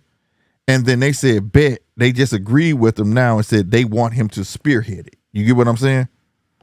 So they're going to back him on it. 100%. All right, y'all, man. We got the number one stunner. You know what I'm saying? The big man himself, man. Heavy bag, bro. What's good, bro? I'm the number one stunner. Right. Yo, my God. What's up, bro? What up? What up? What up? What up? What up? What's up with it, man? I can't call it, man. Yeah, we just start talking about Turkey and all of that, man. Turk, I was telling him, him, I think that's coming along a little faster than we think now that he done got all these ambassadors. He got Terrence Crawford. He even gave Big Baby, Jared Anderson is an ambassador. Shiraz is an ambassador. It's probably some more. So, you handing out checks. Baby. Ambassadors to get checks. So, I think it's coming along quicker than we think. Yeah, for sure. And I ain't mad at it. The Hell thing, And no. I thing think all of these surprising me guys too. got a personal relationship with the Sheik that they can take advantage of. You know what I Facts. mean? Yeah, like I'm Mm-hmm. thinking like and he ain't getting the same type of hate that like Eddie Hearn got when he first came into the game. Like, you know what I mean? He's coming in showing the fighters a lot of respect that they deserve. And they give him that same respect back in turn. And a lot of these fighters are trying to get out their contracts to go see what's up with Turkey over here. I like that. Well, to be fair, man, Eddie got flat because his daddy let him take charge, and didn't nobody want to deal with Eddie. They wanted to He deal did with the inherit man. Daddy's demons. He did. Yeah. They wanted to deal with daddy. They didn't want to deal with him. What do you do with this youngster? You know what I'm saying? What do you know Right. about boxing? We know you being a little sport. You got to think a lot of these promoters are old, so they watch Eddie grow up. So it's like, why we gonna deal with the kid, man? We want to talk to you. You know what I'm saying? And Yeah. and another flip side too. Turk don't gotta take no flack, bro. He like I say he can get rid of promoters. Y'all deal with that shit. You know what I'm saying? It's like I'm not finna deal with that shit. What I hire y'all for? So it's like you being an owner and you hire a manager, and every time something go down, the manager call you and let them talk to you. Like, fuck no, I hired you, dude. You take care of that shit. Don't call No me. doubt. You know what I mean? So heavy. I mean, To. I mean, damn. I'm about to ask you a question, but at the same time, on mine, I want to get out what I wanted to say. Yeah, no doubt. Take your time. So my question is this: if Turkey get this on a run, on a ball, and he just get the snowball, just going and going and going, do you see the money dwindling down as it going? I guess what I'm saying is the rate of pay. Over time.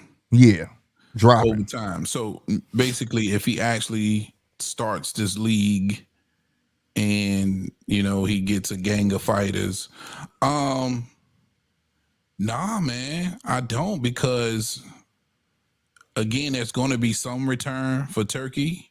Mhm. Well, we got to understand he playing with peanuts. It's peanuts. I looked up this dude's net worth, which is basically the country's net worth. Yeah, It's trillions, man. crazy. Right. You know And what I'm saying? There's I'm not- trillions.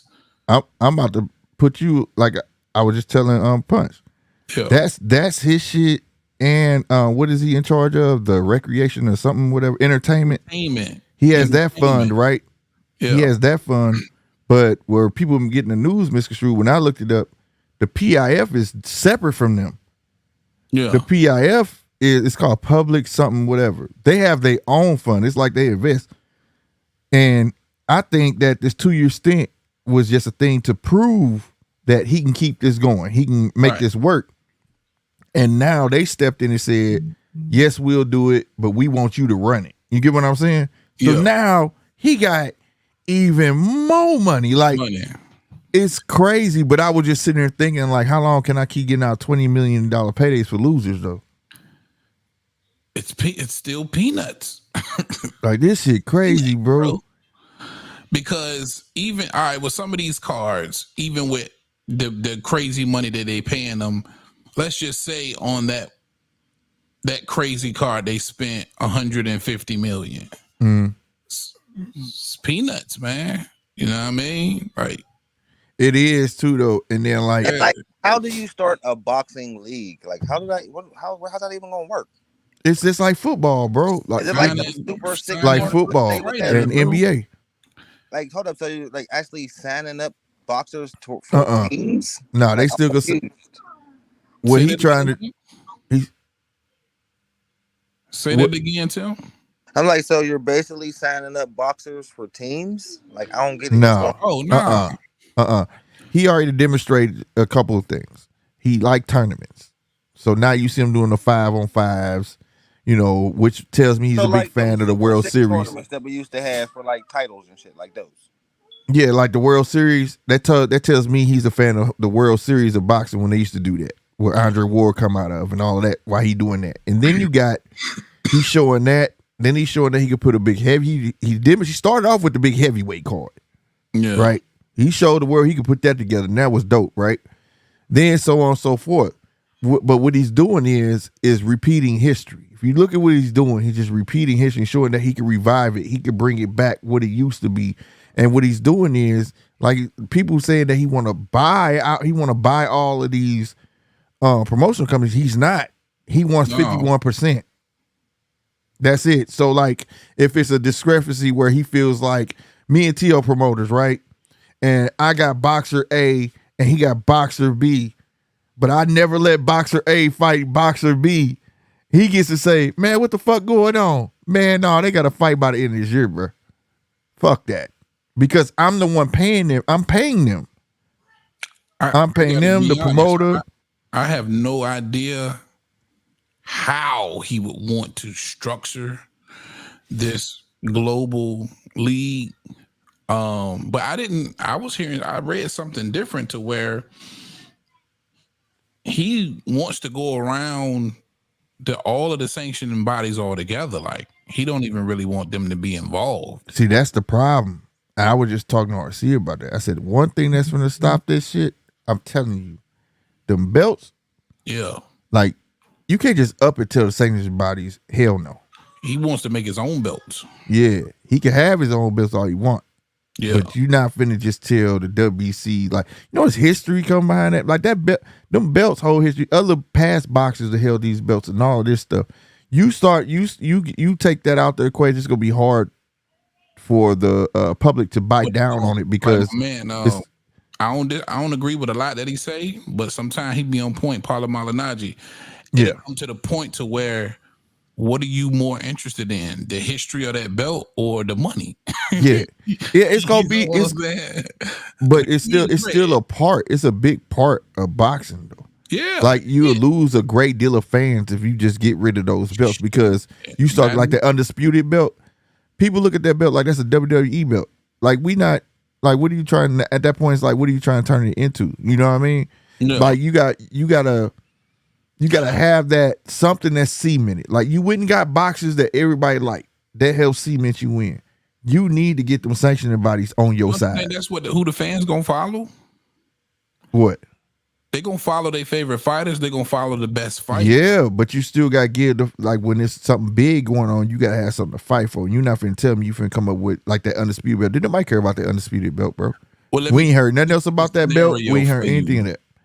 And Punch, I definitely want to hear what you got to say about this. Let's paint this scenario. You have the infamous WBC belt on the line, right? Right. But that fight is between two weak ass niggas. And then you got Turkey Al-Sheikh and the Global League belt on the line between Bud and Canelo. What fight are you gonna watch? Right. What fight are you gonna get? But that's a matter of watching. I'm talking about for its history wise. You gonna have a league that just like UFC. For instance, UFC don't have that lineage, right? They really don't. People still talk about Chuck Liddell. You know what I'm saying? People don't really trip off of it like that, because if it really mattered, if their belts really mattered, bro, how the fuck does fucking number 50 gets to fight number 1? How does number 6 get to fight? You understand what I'm saying? So them belts don't really fucking matter. Shit, I could be a heavyweight dude and I'm the heavyweight champion of the world, and you tell me I gotta fight number 15, I gotta fight number 26. For what fucking reason? This belt means shit. It's just a trinket then at that point. So what I'm saying is a lot more than just with the belt, just carrying the belt. It's a lot to go with it. That's the way it's going in boxing, man. It's slowly going that way. That's what I'm saying. And if he's here to fix it, I think what he need to do is have a sit down, right?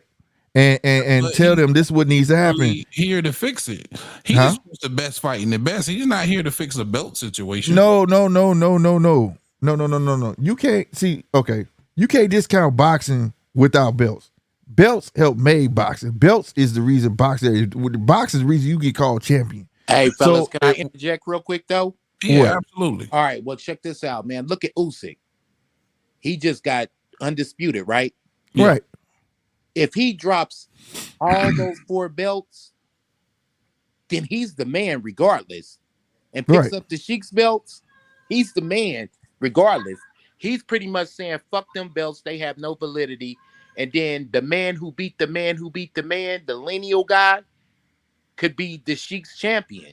Right. But And that's for us you though. probably We want would to watch understand that, Nine. fight on global and on the global league. Right. But what I'm Yeah. saying is, well, I'm not speaking on the aficionado level. We don't keep the sport running. The casuals do. That they don't man, any casual you hear talking about lineal or any, they don't know nothing about that, or they don't care about it. They care what they man is holding, what they see with their eyes. Me and you know who the man is. You get what I'm saying? Yeah. Me and you could call them stats. We could be like, oh, he never been beat. Just like, do you know it's a lot of motherfuckers don't know Benavidez had belts and lost them on the scale. Oh boy, that's finna fight. Gary Antoine Russell lost the belt. You know, but they like how he lost the belt. He ain't never lost on the scale. You understand what I'm saying? Yeah. So like we know that stuff. The casuals would keep the world going around. What I'm saying is, I think he should talk to the sanctioning body. Say, look, we want all this shit to work, but y'all gotta get rid of these little belts, bro. When one of these fighters in this boxing association hold one of y'all belts, they need I want the public to know that they are the man. It can't be no silver, intercontinental, all this extra bullshit. We need one belt. WC, you need one belt, bro. You need one belt. And see, that's what I'm saying. That now, and what you saying that's him attempting to fix the belt problem. Too many belts. Him intervening and trying to. Of course, from what I read, he not. And I don't have it right here in front of me. He not interested in fixing that shit. He don't care about that. I know he don't like him. He don't. That's a fact. He don't like him. He basically was saying he don't want to step on nobody's toes. He ain't got nothing against the sanctioning body. They've been operating. They've been the way they've been operating for years. He wants to create his own shit. Yeah. That's why he came with the undisputed belt. But on Twitter, he be saying it. He said, God, he be like, man, they done it again. Ain't no way. He don't like them sanctioning bodies. He don't like them. No, the only way with he good could promotion though, with good promotion and good advertising and talking that shit, bro, you could water down them belts if you got an undisputed champion like Usyk. You know, this is the day and age of motherfuckers be falling for the banana in the tailpipe, bro. We a new generation. And if the Sheik carefully marketed like Usyk dropped all that shit right now and was the Sheik's heavyweight champion. Hey, with proper marketing and proper spin shit, commercials and all that shit, yeah. He proved that too. This dude making movies. Yeah, bro, they could get that shit off. So really though, the way I look at it is the sanctioning bodies, they kind of in danger, man. If you got a motherfucker with enough money and enough balls to pull that shit off, they kind of in danger. And he talk about no sanctioning fees. Man, the Sheik owns some shit. And at the end of the day, for me, the athletes are gonna go where the money at, bro. Yeah. Bottom line. It come down to the paycheck. Yeah. The money and the I know shit. they'll go. I was just stating that for the casual fans. I know every boxer gonna make their way. I mean, you see the climate now, bro. Like, motherfucker, I don't care what Tank say. Tank gonna head that way too when he see all these motherfuckers making all this money. Fans go, man, fuck the casual fans. They gonna go where the hype He is. said, "Fuck them." Yeah. At the end of the day, you could go to any random casual fans. They can't even tell you all four of the major sanctioning bodies. They don't know what fucking belt is on the line when these niggas is fighting. No, but if they do know if they champion or not, though. You get them motherfuckers to follow, man. People are not that smart this day and age, bro. Facts. You got the perfect Damn, PR man, y'all shit. shitting on the people, bro. Hey, man, it is what it is. Dumb motherfuckers every day, nigga. When you drive and you be like, God damn, you dumbass nigga. You know what I'm saying? So, bro, with the perfect little media shit, bro, you get these dumbass niggas, they be like, oh shit, he the real champion. You know what I'm saying? I'm telling you. Man, I done heard some casuals say some shit, bro. So I know for a fact the belts, and listen, for us, the history behind them, what they stand for, who've had them, who made them hot. Of course, that's sentimental shit. Moving forward, man, a casual fan, they don't give a damn, man. They don't give a damn if Tank had a belt right now. They probably can't even tell you what belt Tank got. You know what? No, I know for a fact. I know a couple of us didn't even know Tank was a champion, bro. Yeah, I do know exactly. Like that. But for I this will to say really this. Now I'm succeed, thinking. you gotta Now I'm get thinking like though. You got MVP promotions and shit about to fight Mike Tyson and if you want all that shit. Turkey's promotion to Facts. really actual succeed, you gotta get big names, like the biggest names. Like you got Terrence Crawford, all right. You got Usyk. Now you gotta keep building on that. You gotta get anyway. You gotta try to lure somebody over there, like He coming. people that's like free agents, like Canelo Alvarez. You could probably lure him over there. One of the Charlos, you probably lure one of them over the Boots. You probably get them after they break out of that match. America gonna be the Like hardest we problem. need some of the the hardest thing because PBC they ain't gonna be letting no fighters go. Tank Perpetuity, Here's the bro. hardest problem. they don't really have to This is go the over thing there. that y'all missing, Like man. they're The not going to reason get Gervonta because he make too much. Like he make nah enough. He don't have to no, that's not fight. true. That's not true. Like, Cause look, he make a lot of fucking money. But the money that you can go over there and make is astronomical. So put it this it way: is. It's he out of pay this what he world. weigh. If you can give Yeah. Deontay $20 million for losing and Tank make 22 round or whatever, just think how much he could pay Tank to come over there. So stuff Tank talking, I make that already. You know, you probably would make more. That's why Noriega already talking about he going over there. You know, what not the case may be. But here's the problem between America and Turkey. That's why he got that BMO stadium. You see what I'm saying? He Yeah. trying to find a venue. Trust me. You think Vegas like Turkey? Hell Vegas nah. don't like Turkey. Hell no. He a Turkey threat. fucking up the apple. He upsetting the apple cart. Yeah, He he's a serious threat. you taking the money away from us. So now he trying to find a way to tap into America. Reason being, ain't nobody trying to be a fight coming on 12. You understand what I'm saying? Oh yeah, 12 yeah. 12 p.m. Yeah, Ain't you nobody gotta- trying to watch no fight at no 12 p.m., bro. You got to make them fights according to the regions and make sure Exactly. the time is right for sure. Yeah. Exactly. So For he got to damn figure sure. all of that out because he got UK. That when now the UK. That's why you see he worked on the UK first. He got UK on lock, but Yeah. they ain't shit. But what 4 hours away from him or something? So when he put on a card, they cool with that time. You see what I'm saying? Yeah. The Sheik surgical with this shit, bro. I ain't So even- he trying to take it little by little. He got them. He trying to get Ireland. He trying to get all of them. That's why he wanted to be global. But he got to find a standpoint. You know what I mean? I think he trying to find a standpoint that's going for everybody. But it's just not gonna be that way. He got those shows. That's why I tell people certain fights is just for England, and us aficionados really will get up and watch the shit. You get what I'm saying? Yeah. When they said Noye fight, yeah, it come on over here, but that's why it's not pay per view, because it's 4 in the fucking morning. You see what I'm saying? That's I've for never Japan, got bro. one of That's his- not his even fights for us. live ever. I've always watched a replay. You never think got it Japan live. care about the money they can make over here? When they make it, I don't know how much over there that everybody attending for to see that dude. They don't care. They don't care what. This is peanuts over here. Yep. You know. So it is what it is at that point. Like, but I think he's trying to figure out. That's why he threw such a big card at BMO, and he trying to set a statement. But I think it's gonna be a problem with when they come down to that Vegas shit, because if all the good boxers start going over with him, bro, Vegas gonna drop, because obviously I can't see him going to what. Oh, for instance, I can't see him picking BMO. Why the fuck you didn't get the Staples Center? Why you ain't try to go to work something out? You got all this money. Why ain't you try to go MGM Grand? Why, you understand what I'm saying? You know what, Slick? What's so crazy? We talked about this like years ago, bro. Yep. On a micro level. Yep. And what I mean about a micro level is who knows where the fuck Davenport, Iowa is? But I guarantee you it's a nigga there throwing his own shows, got a Yep. fucked up record, 25 and 92, and he throwing his own shows, and this nigga getting paid. I'm trying to Right. tell you, Right. throwing his own local shows. You know what I'm saying? Mm-hmm. And that's just that's the motto, bro. That's the motto. And the once somebody graduates and adapts that motto to a global plan, bro, look, it's a wrap. Right. Because I'm telling y'all right now, man, if y'all think about if y'all know anything about y'all local boxing area, the small little club fighters, it is some club fighters out there who's buying the venue, putting up the show, doing the concessions, all that, and them niggas is getting paid.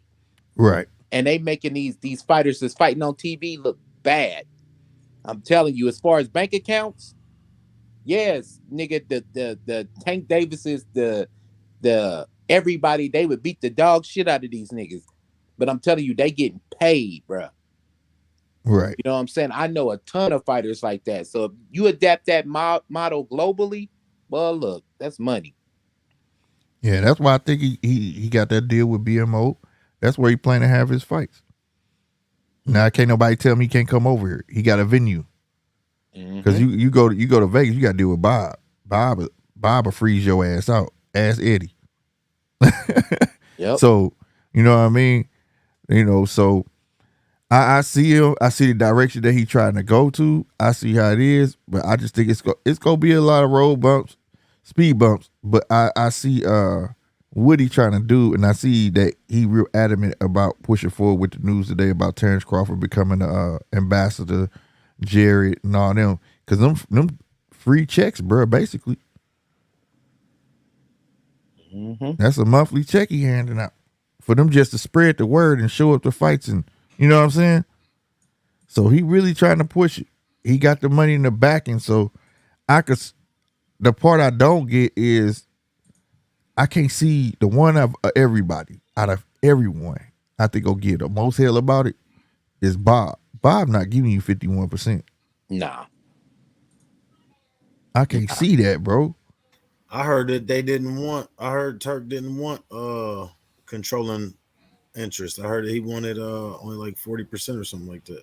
No, it's 51. It's on boxing news.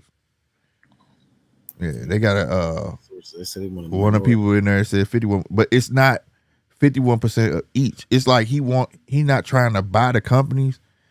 He want them to all to come together and ink a deal, right? And when they come to a collective agreement, he want to be able to overrule. He But he want still, a majority shareholder. yeah, but you still own your own company, all that. But once you sign him, because he's gonna be paying your fighters, so you don't never have to look for no financials or none of that. So basically, This paying promoters and the fighters. this how it should be though. Like everybody mad because I mean, from what I've been hearing, they kind of like they don't like it because it's like they trying to equate it to a dictatorship type of thing. But it's like we need something over. We need something better than what we've been dealing with. I know that for damn Mm-hmm. sure. And Yeah, I heard somebody say it best. He said, "Anything niggas agree on, I'm not with the shit." And I swear that's how I've been living my life Well, already. So like, if everybody agree that, man, we got to just keep it the same way, man. I don't want no change. Nah, yeah, because we all complain every day, week in and week out. We complain about what's going on in the state of boxing, and we got somebody that came and shook everything up, gave us everything we wanted, and then when he say shit, just let me take it over. We like, nah, they don't. Nah, I'm cool. Like that don't even make no damn sense. nah, man, He them dude, literally gave us everything we wanted so far, and I ain't right? even just zooming out, like looking at the big picture of it all. Like we bro, really got three Mm-hmm. shows, he pretty much cleaned up the whole heavyweight division, bro. In straight three up shows, bro. lined that Right. shit up. Right, got that shit right up together. But it's like bigger than that though. We get boxing all damn day. We get boxing all damn day like it's college football. Like Yeah, that ain't never happened in our life. All your whole Saturday, take it away. We watching he boxing all putting day. on shows, boy. Spectacles. He's showing up and showing out with it. You know what I'm He saying? built a whole arena for this shit. Mm-hmm. And like I said, shit, that motherfucker like not re-eye season of promotion. Like I said, I think it's a good thing that it ain't like they got to sign over forever or nothing like that. But to be associated with them would be nice, bro. Now look, what you just said is important. You said it ain't like they got to sign up forever, and that's what the promoters don't like. They want your ass signed over forever, pretty much. They want to be able to, like you say, freeze you out. You know what I'm saying? Stall you out. Have fighters drop out due to injury and all that. Mysteriously drop out due to like they want to be able to control it like that. On top Uh-huh. of the fact that you gotta pay me, fucking 35% or whatever the fuck it is. You gotta pay your manager 20%, your trainer 10%. Like you just Mm-hmm. married and all this shit. So you really gonna be a fighter forever. And that's Yeah. what Floyd is. He just signed up to be a fighter forever. That's Mm-hmm. crazy. I seen a interview with Michael Moore, and he was talking about something like that. You know what I'm saying? On the heels of him getting into the thing, he was just talking about how they just rape you for your money, bro, and it's just so fucked up. Yeah. But I think the Yeah. roadblock is gonna be the American promoters because us as Americans, I'm gonna be right back. we would perceive that as, oh, he's trying to bully me and take my shit. Right. Anybody who asks for 51%, you know what I'm saying? So Or I'm a private business owner. If You know somebody what's came funny? up and asked me for 51 cents right now, I'd be like, hold on, partner. You know what I'm saying? Because that's Right. just the way we are as Americans, man. You're right. That's correct. Right. But it's Ain't like nobody giving up no 51%, bro. right. And I feel that I can feel that too as a businessman myself. I can definitely feel that where they coming from. But it's just like we speaking on things that we don't even know about, numbers and stuff we don't know about. At the end of the day, is like I said, he gave us everything we wanted so far. There's no need to not, push for this. We get to clean up the sport. We get to do things that hold on, look at this. Look at this. Mike Tyson, his whole career was mapped out. It was literally created. We ain't gonna get into the whole thing of it, but it's like that was Cus D'Amato's last shot because he knew he was trying to clean up the sport then, trying to get the mafia out, and they literally was blackballing and trying to keep him out of the sport. Mike Tyson was his last shot. So we literally, with this, you would be doing what these cats was trying to do for years and years and years and get rid of all the complaining we've been having to do all this time. All the fucking fussing, all the cussing we've been doing over all the shit we don't like. All of that shit gets alleviated. You know what I'm saying? He like you said, he did it in 3 shows already.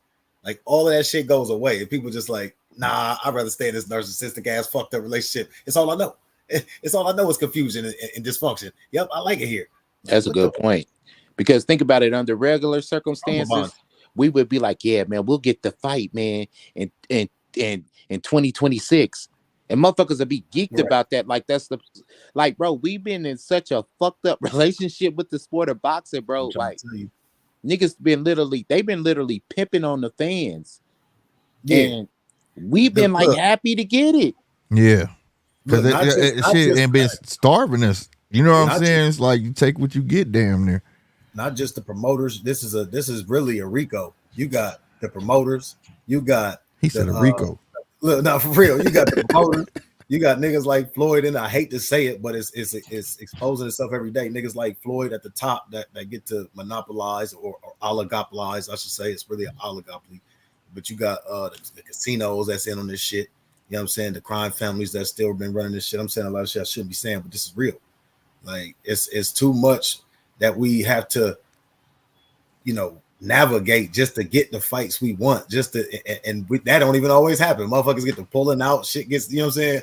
This motherfucker get replaced and shit. Like, all along, it's really who y'all wanted. The fighter, because every time, look, I just realized that a lot of times it's to string you along, man. Yeah, a lot of times when these fighters pull out and they get replaced with somebody, the replacement be like say Tank, Tank and Devin about to fight, right? Or excuse me, that's the fight everybody want. Somebody will pull out the fight, and the person that replace them will be like one of Devin's old partners. You know what I'm saying? One of Devin's old opponents or some shit like long. And the nigga knew he was fighting like 3 months before. Yeah, you know what I mean? Right. Like, damn, this is what y'all wanted all along for real. Now that I look at the grand scheme of things, I zoom out and look at the whole big picture. It's like, oh, okay, I see that. I see what y'all did there. You just fooled me for a second. I was going for the shit. You play with my heartstrings. Yeah, that'll happen a lot the last 3-4 years. Man, we all going bald over this shit. Like straight up. But no, that's how I end up going. But I like I said, I'm glad that the Turk is here, man, where like he just want to push the fights, bro. And I think it's a good thing, man. I just don't think he's pushing forward with it right now, but I think he finna hit some road bumps. Like it ain't shit, bro. Oh, hell yeah, bro. Like he said, it's gonna be the American promoters trying to it's gonna be American side. Yep. But it really ain't up to the promoters because everybody could just, leave the fucking, leave their promotional teams. They under contract. It's like Jahan Ingram left Mayweather today. He said when he was doing his interview on the Queens of Boxing, I think he said there was only 2 people signed to Mayweather Promotions at this point. I don't know if that PBC as well, but yeah, he said it was like 2 people. He was like the last 3, his last 2 or 3 fights, he had to broker them himself. Like he had to go and do all the negotiating because they wasn't doing it on his behalf. Now, what I said in the chat earlier, I was a little behind in the chat because I was doing something else over here. But when I said that, what I meant by that is if you look at him and Tank been beefing on Twitter the last couple of days. And then Tank just mysteriously, randomly, while you about to fight Frank Martin, put up some sparring. I'm like, oh shit, he put some sparring up. Oh hell yeah, he finally leaked him and Frank spar. It's him and John Ingram. When John was like 16. He Bro, was why talking is shit it? to Why is Jahan this and left field they. ass? Yeah, he leaked just yesterday. He leaked sparring of him beating up John Ingram when he was 16. For real? Mm-hmm. Where Yeah, this he left field did. ass shit? But look, Yeah. zoom out though. Where this left field ass shit come from? Why He's would funny he do as this hell now? for that. Cause Why would you do this Jahan now? been running But his mouth. Jahan been okay, running his look, mouth. okay, listen, quote unquote, run his mouth. But if you listen to what Jahan's saying, of course, everybody gonna draw him out because Tank, whatever Tank say, everybody gonna laugh at it. 30 niggas gonna laugh at it. Nobody want to hear what Jahan's saying. But if you listen to what he said, tell him about when I dropped your ass though. You ain't gonna talk about that. And it makes sense. If you dropped his ass, now Tank wants you to be freezed out in the company. You got the most leverage. You not getting no fights. It all makes fucking sense. Mm-hmm. You leave the company, like it all makes perfect sense. That's that diva shit, man. That's that diva shit. Where that shit? I mean, you know, bro, he at the position where he can move how you want to move, create narratives and all kind of shit, bro. So you know what I'm saying? What can you do about it? Yeah, it's like, I got somebody to ask you though. We can't you know, look past it, but you know, I feel you. Slick, I got something to ask you. Yeah. Cause me and RC been going back and forth, and he's convinced that everything is still a coup. It's still smoke and mirrors when it comes to Tank and Floyd. And by Floyd publicly firing Mayweather-Elby, to me, that kind of pulled the wool back a little bit. We kind of seen that before. He done fired that man like twice before. But and, publicly? No. And berated him and everything. Oh yeah. Yeah, he told me, yeah, he did. He said he don't work for me no more. Man, Floyd didn't say that shit a gang time, but the thing that got me, he never announced a replacement. Yeah. He's never announced a replacement. I remember those times where they kind of was beefing and he was like, you don't work for me. Into a public statement of letting him go is what right. That's the difference, and it's a replacement. Difference. And it don't mean he can't come back. And the replacement is somebody we know. Schaefer is now the CEO. It never got to this point. No. I'm saying he didn't got quote unquote let go before, but it ain't never been a statement made or a replacement. I never believed that shit until now. Let me say that. Right, exactly. It's hard for you to tell me that it's still a coup or smoke and mirrors. Yeah, it was a little different. It's very real now. It got real for me when he said the fight was canceled. Go watch UFC this weekend. Exactly, bro. That when I was like, damn. ESPN UFC fight. Yeah, that was like, what? And here's my thing. If you my dog, no matter what we beefing or going through, I got 30 million followers, bro. I gotta poach your fight. I don't care what we going through. I'm gonna poach you, man. Make sure you right. This nigga posted an ESPN UFC fight. Told everybody go watch it. Man, you can't convince me right now that these two niggas don't. Yeah, I think they don't like. And then then it was miraculously soon as Tank said that shit. I don't like Floyd. I like Leonard. Fired. How I heard it went down is, you know, in the midst of their beef, Leonard always get, you know, put in the middle of it, having to go try to mend fences and try to, like, you know, corral Tank and shit.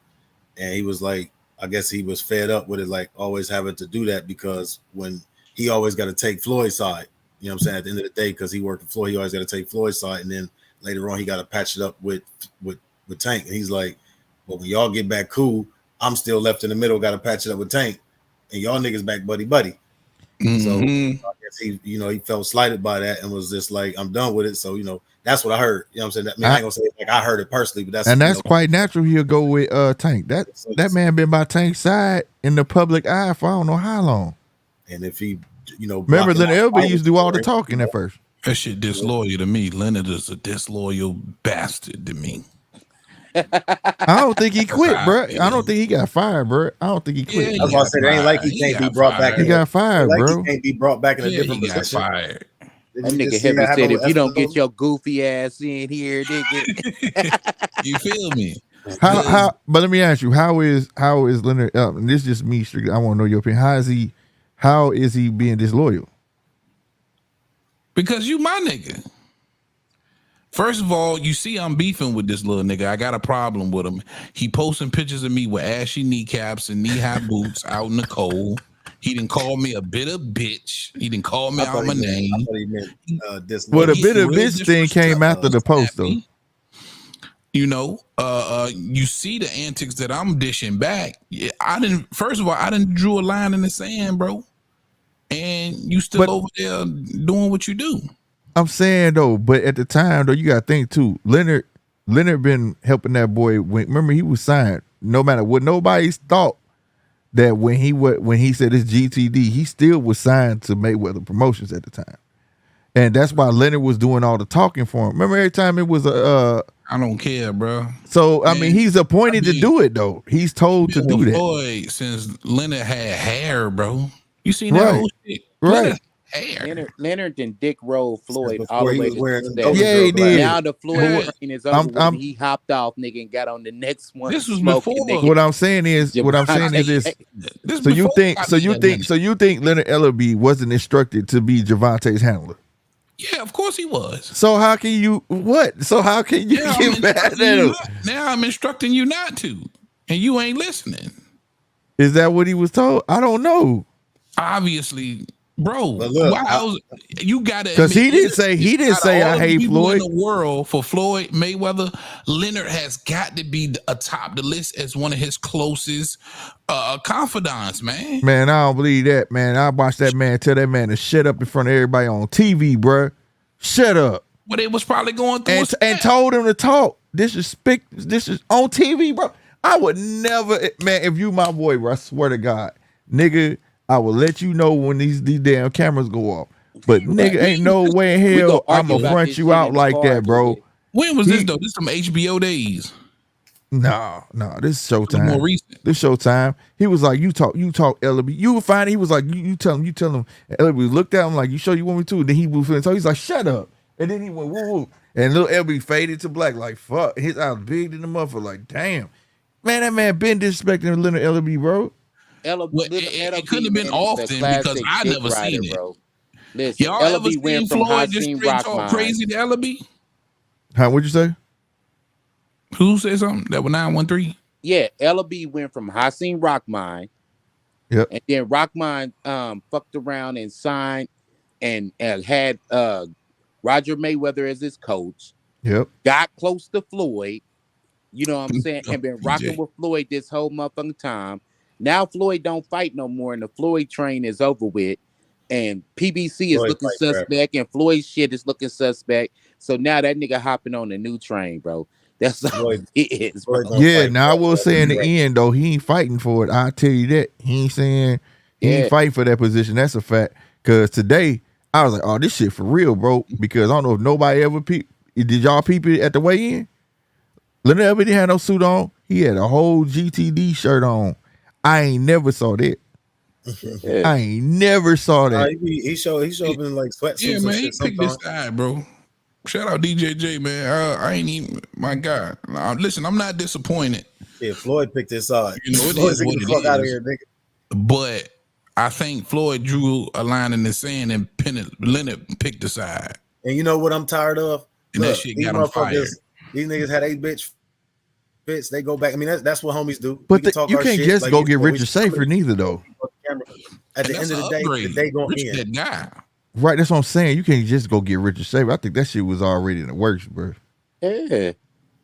Bruh, peep this. At the end of the day gonna end. Floyd gonna be next to this nigga coming out the tunnel when they come out this goddamn fight. I don't give a fuck what nobody says. He covering this weekend. No, he covering this weekend. Yeah, until I don't see that, I don't believe none of this Floyd shit. gonna be at the fight. Watch.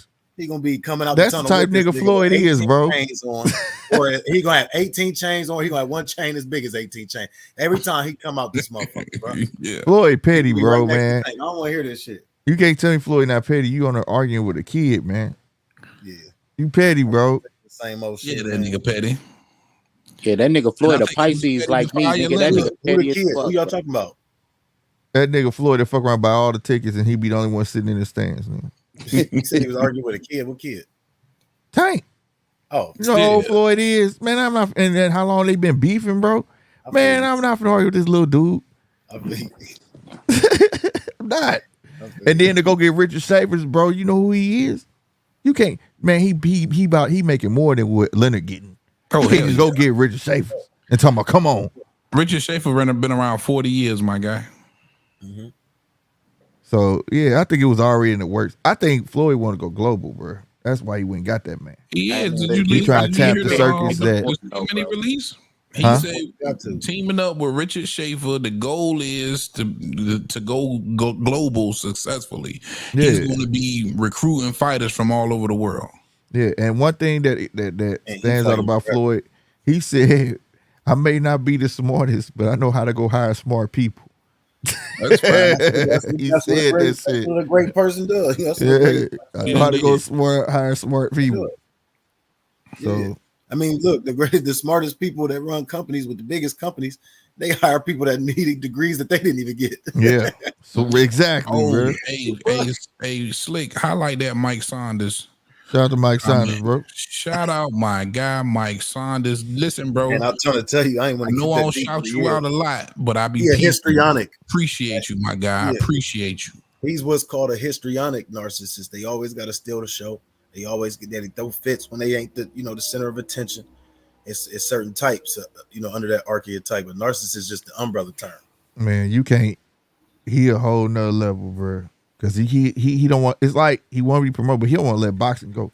He still gotta be. You know what I'm saying? He's not humble about the shit. But I mean, that's Floyd, though, man. Sport. Didn't Mike have to come back again? Remember Mike was in Space Jam with the shackle around his with the ball and chain around his ankle. That's Floyd. Yeah. The ball and chain around I don't think Floyd want nobody to break no records. He None don't of want his nobody. Shit. He want to always be like, I'm the best ever. He don't want nobody. He like Dan Marino, bro. Well, who doesn't? Floyd, he a Tom Brady. He like Dan Marino, bro. I had a record out there. I wouldn't want one of you niggas to come along and break it. Yeah, it's a difference though. Did y'all ever see when Dan Marino throwing yards got broke on TV? How he acted the ass? Yeah, that's Floyd, bro. He was salty. Fuck this shit. I know. The top again, I would be salty too. Yeah. I'd be salty too. For real? I'd be like, man, fuck it, bro. You gotta think them people, they got egos that's inflated, that's been catered to and pandered to. You know what I'm saying? So they gonna be like that. Like he said, he's the epitome of a narcissist. Most people at the top of the sports are. And a lot of them came up with no dads. That's really fatherless homes, motherless homes, or like broken homes in some type of way. Those are what breed narcissists every single time. Right. So like that's most of them come from that. And I don't know about the money play a big part too. But I'm competitive as a motherfucker, man. I'm just mix that in too, that way. And it's extremely hard to lose grace. It's hard to lose grace when you used to winning from a jet all the way to every level. Like for sure. But it make it so crazy though. For you to be at that level, you gotta be like that. Yeah. You ain't gonna go nowhere, bro. That's anything though, ain't bro. Too many Tim Duncans out here that's going. I'm with competition. Kick your hand and kick your ass. Always. Yeah, and even Tim Duncan probably had some ways about his ass. Yeah, No, they say you don't achieve everybody without being selfish somewhere down the line. Everybody that talk about his hey, let me when you say that, my dad taught me something a long time ago, bro. He said, son, who said what? My dad, he said, sometimes not being selfish is being selfish. Mm-hmm. Yeah. Straight up. Sometimes you gotta think about yourself, bro. And that's the truth. That's another trait of narcissism where it's like I'm giving so much because I'm looking for the positive reinforcement that people give me. I just want to do something so people congratulate me and look at me as, you know what I'm saying? So that's another way. That's true. Yeah. But listen, man, I ain't mad at it because a lot of greatness comes from these different traits. You know what I'm saying? And you gotta have it, bro. That's what it is. You gotta have it, bro.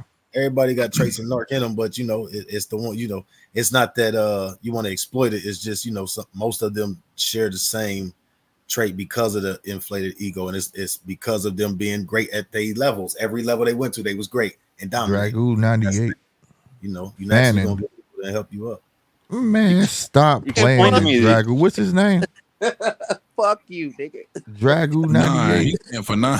Come cook. Man, stop Yeah, this ain't my playing, bro. channel, man. Old Fuck you, ass. nigga. I fought with for 9 though. Shout out for 9. Man.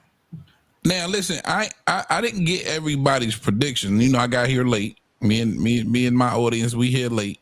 Mhm. I'm sending you a watch battery. I was enjoying the presence of a beautiful young lady that I happened to marry, so we was kicking it tonight. Was anybody on my time when it came to Frank Martin, or did everybody just pick Tank by knockout? No, I picked Tank. I picked- got yeah. 8. 9. 8 or 9. Now I got talked Tank by I decision. talked That's to what 9 you with was Turk lit. earlier. I know he got 8 or 9. Yeah, I picked 8 or 9. Okay, I'm you switching got to 8 or Tank by 9. decision. Sean, what you got? I'm switching to Tank by decision. Tank by decision. I like that. And DJ. See, I think the longer the fight goes, the more it favours Martin once he gets over his nerves. And if Tank doesn't get on top of him, within knock him out within, round 3 or 4, I think it'll probably go to points towards the end. And I've probably got Tank on points. Okay, so all right. Well, shit, that's 3 of us. I got Tank on point as well. I think the Tank stepping outside his box. I've said this several times now. Stepping outside his box. You're gonna if this happens, or if he happens to not look great in this win, you're gonna hear everybody continuously saying the same thing. He's been crafted, he's been manufactured, he's been all of those things, fighting the same kind of fighters his entire career, basically. And as soon as he switches it up and he's in there with an athletic brother like himself, this is when he sees some sort of adversity.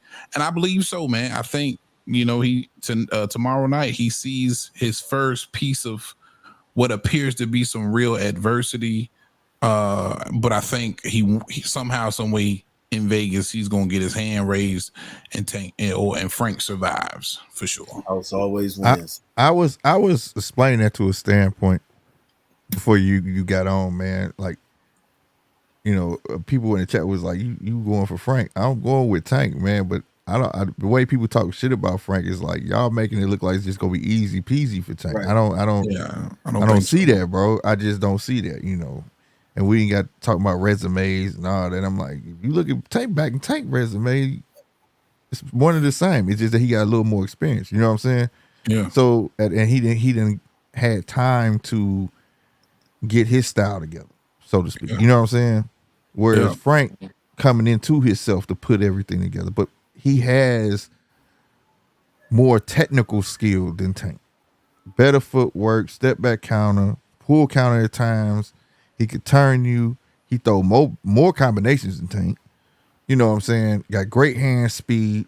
He just get lax at times. You know what I mean? He don't even, like I was breaking down, he don't even have the same defense. He go from peekaboo to the Philly shell, shoulder roll, and it's all mixed up. Like, so it's going to be hard to retime him.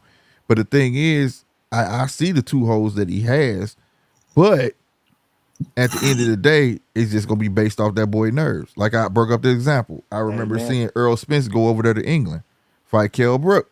He was nervous as fuck 1 through 3. But once them nerves settled, though, he went to town on that man. Mm-hmm. What the fuck, Slick? Are you my doppelganger?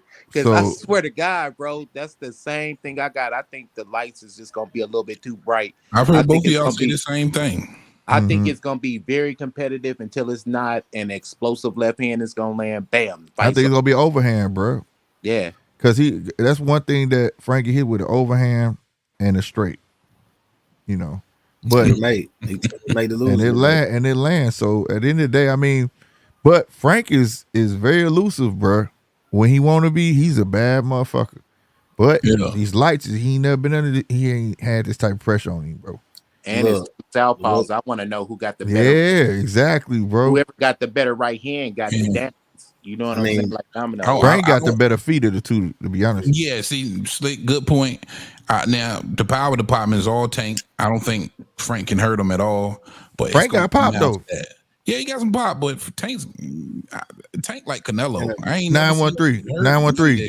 What's that? 913. What's your line about getting hit when you gotta hit somebody? Well, for one though, man, you it's not how hard you hit something. It's about how good you hit it. How good you hit it. Right. You know what I'm saying? So Only take I 3 think pounds I of think pressure. Tank can hitting good because he'll be more poised because he's used to the bright lights. He's Right. used to that. He gonna be comfortable. Yeah, Yeah. and Frank could fuck around and exert a lot of energy. Bro, I had a fight and this nigga had rappers and shit coming out. And I was like, God damn. You know what I'm saying? It was like on a major stage. I was like, God damn. By the second round, nigga, I was done. And I know I had a decent camp.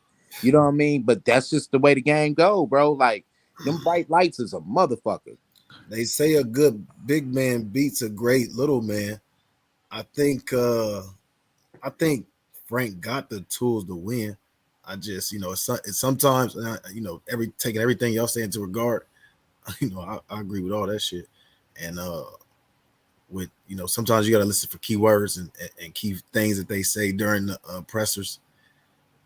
Tank said, I talked to Earl. He said he coming for a check. You know what I'm saying? Take that into account. Yeah, he did. On top of the fact, bro, that shit was hilarious, bro. He said he just here for a check and he don't like you.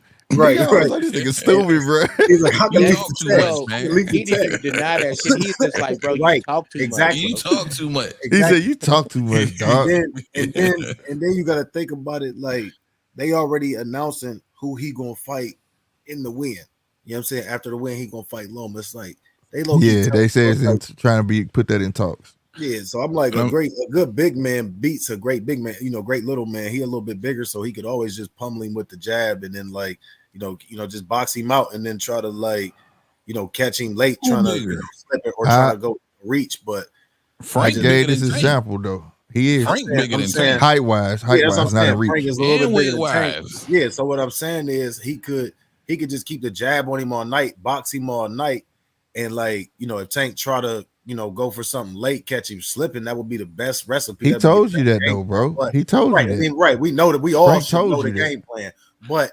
it's a matter of if he actually keep that game plan up. Frank, that's another thing. It's like check it out, bro. And is he gonna not keep the game plan up? When y'all get done, I got a question for y'all fellas too. Frank footwork is gonna save him, bro. Exactly, and is gonna save him. Because Frank told you twice in the first presser, he said, if he act up, I'm gonna get him out of there. Then the second presser, they said you gonna knock him out. He was stuttering, knock out, man. He come in there jump stupid, then I'm gonna knock him out. He come in the box, right? He's coming for 12 rounds. He's not coming there on no MO. Now he's saying that now I want to see you when he take a lick, is he really finna try to get his cookie back or is he gonna remain poised? Because that's what Tank want. Tank wants you to come follow him. You get what I'm saying? I think Tank gonna be on his back foot too, bro. Yeah, that's he gonna try to be. That's gonna Walking be the thing. Because both of them counterers now. You see what I'm saying? Frank definitely a counter puncher. But see, the thing is about Frank feet. He good at getting you to move where he wants you to move. That was the thing about the Michelle Riviera fight. He was making Michelle go in the opposite direction of where he was supposed to be going. Yeah. Man, he beat him in every facet of that fight. Yeah, so and even in the Dono fight, when he fought Dono, I was like, damn. And Dono was getting him some good work, but then he figured that shit out. He figured out Hartunian though. Yeah. Exposed the shit out of Frank. That was a tough fight. I don't know what was wrong with that boy because he was flat-footed in that fight. And I'm like, what's wrong with Frank, bro? But hey, fellas, who you think looked better when they got off the scale? Oh, that dude like a crackhead. That's what Frank. He like a crackhead. He was slurring his speech and everything. Everything. Yeah, he was. He looked real cracky. And he kept trying to walk away too, bro. Yeah, straight up. He was like, man, I heard to get to a biscuit or something, man. Where that motherfucker? Trying to get to that water bottle, bro. He looked bad. Drop of water in his body.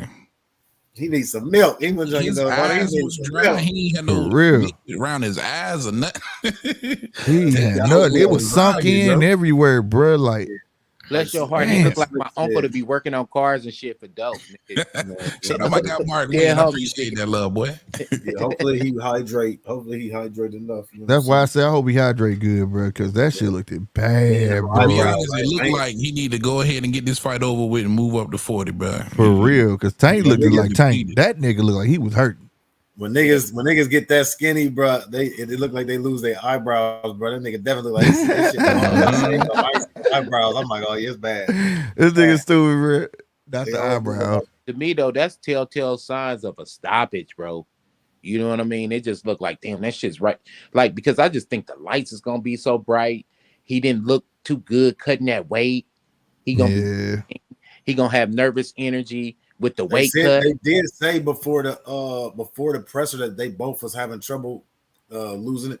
But Tank was a whole pound under, so I'm like, I don't think Tank had trouble, but Tank he coming off Ramadan, bro. Yeah, he coming red. Ramadan. That's why he came in so light. That's why he came in so light.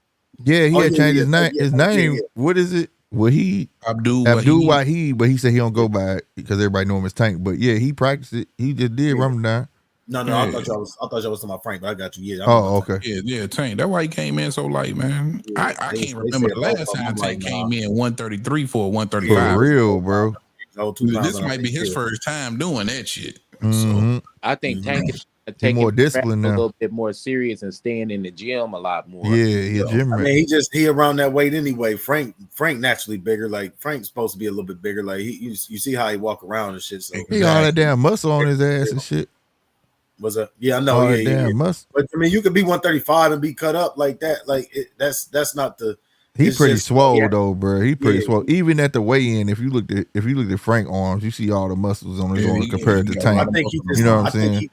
I think he waited too late to cut is the problem. Like you wait too late to cut, and then it looked like this before weigh-ins and shit. Yeah, I think that's what the case. He was still looking like his same size up until like last week. Even at the pressers, he was still looking like his same size. And then that's why I was just gonna say, just 2 days ago, he looked decent. He's looking normal. That nigga drinking Pedialyte right now as we speak. Hell yeah, he need them electrolytes like a motherfucker right now. Better be shit. But let me ask y'all this. What y'all think about Floyd challenging Tank? Man, Floyd been gone somewhere, bro. He gonna be fighting forever, man. He gonna do it, bro. Watch what I tell you. I don't think it's real. Man, that ain't gonna happen, bro. And look, like I said, look. I don't even want to say Tank knock that old man out, bro. Like that wouldn't even be right, bro. I don't give a fuck. It's about the money. Hold on, look. For Floyd. This is look, real quick. You missed this because you wasn't in the chat. You wasn't on the call yet, Tio. So I said I'm changing my pickup because they already got his 7-fight plan mapped out. It only makes sense for him to, you know what I'm saying, for them to pay people off. So it's like we already know Frank is first, Loma second. I already announced that. We already know 2 of them out the way. Cruz has to be number 3. They've been trying to rematch him. Right. And Ryan too. So when Ryan come off his suspension or whatever it is, he said at 40. You know what I'm saying? He gonna be right. He gonna be at 4. But I'm like, in a way, could sneak his way in there somewhere to catch weight. I don't think they're gonna fight at a certain weight. Got to be 30 or better. Tank involved. It ain't gonna be a no belt, right? But it's gonna be at a catch weight or something. That's why I said I don't think. 33. Like I say, in between. But I'm like, it's gonna be Shakur and Devin in there too. So that's 6. Even if we add in a way, but I'm like the unknown person. Like it's gonna be an unknown fighter at the end of that 7-fight one. Anyway, I'm gonna tell you right now. Anyway. Let me finish because I'm gonna wrap it up with this. It could go any way because things could happen where people could lose. You know what I'm saying? Some upsets could happen where that it don't shake out all the way like that. You know what I'm saying? And people got to work their way back up. But I'm like, if it gets to all of those people that we name, people that we know that he is on a collision course with, and it's still like that last one where we don't know, that could be a Jahan Ingram if he works his way up fast enough. It could be a Floyd, and they already using this drama right now to work out that 5-year plan, build that shit up. Oh, hell yeah. That's why I said, I thought this shit I'm not ruling fake. it out. I actually think it would happen. Yeah. I think Inoue and Shakur gonna be last. They're gonna be his last fight. But I just don't see any way. Inoue getting older though, so that will have to be soon. Yeah, Inoue like 34, ain't he? No, he coming at 36. I mean, I said 36. He's 26 already though. No. I'm talking about his age. Oh, I'm not hip. Yeah, I thought he was like somebody said he was like 34 or some shit. I heard. No so, shit. He ain't even got too many more years left. He would have to get that fight over with. Damn, he finna fight at 126. So if he go to get to 130, ain't gonna be nothing. He'll be all right.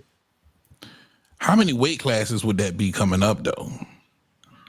For Inoue, I mean, like 6, because a lot of them is separated by 2 pounds, while people be saying about 3 pounds don't matter in the other fight. This motherfucker came in like 110 pounds or some shit. Yeah, I mean 108 or some shit. So the word is way up. That's crazy. He was born in 93. What's that? He 31. My bad, 31. I mean, it could be done though. I mean, it don't mean you got to live there. You know what I'm saying? Nah, but to go up there and fight the monster, the real monster, Tank Davis, I don't know. I wouldn't want to fight nobody else. I give it a shot, like Canelo did. Fuck career, bro. That shit gonna take some time, bro. If he care about his career, you don't just jump in against a puncher in a higher weight class like that and just think that everything gonna be cool and shit at the age of 31. I think he gonna wait to see his debut to 26 and see what's up. Think about what Tank doing to these other fighters, making them come down and get skinny for him and draining them a little bit. That's what anyway will probably be thinking. You got to come down a weight class and a half. If meet me at a catch weight, you know what I'm saying? I got to come up. We both having the same effects pretty much.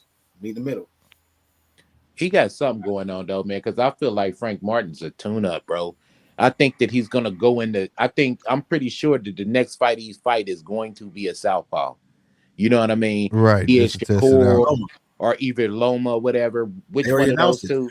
They said it's confirmed that after this, if he wins, he's fighting Loma next. Oh, word, damn! I ain't hear that shit. Damn, that's the last thing I read was that it's in the talks though. Yeah, it's been in talks for a while. Mm-hmm. So I just heard that today. But I can agree with that. I don't want to say tune-up, but yeah, it's definitely a touch fight. Man, you know, Tank used to fight twice a year, so yeah, he ain't been in the ring in a while. So Tank ain't fought in a year, right? Yeah. Hold on, real quick. Back to that Rahad thing. Ain't that how you say it, Rahad? Who? Riyadh. Oh, Riyadh. Yeah, Riyadh.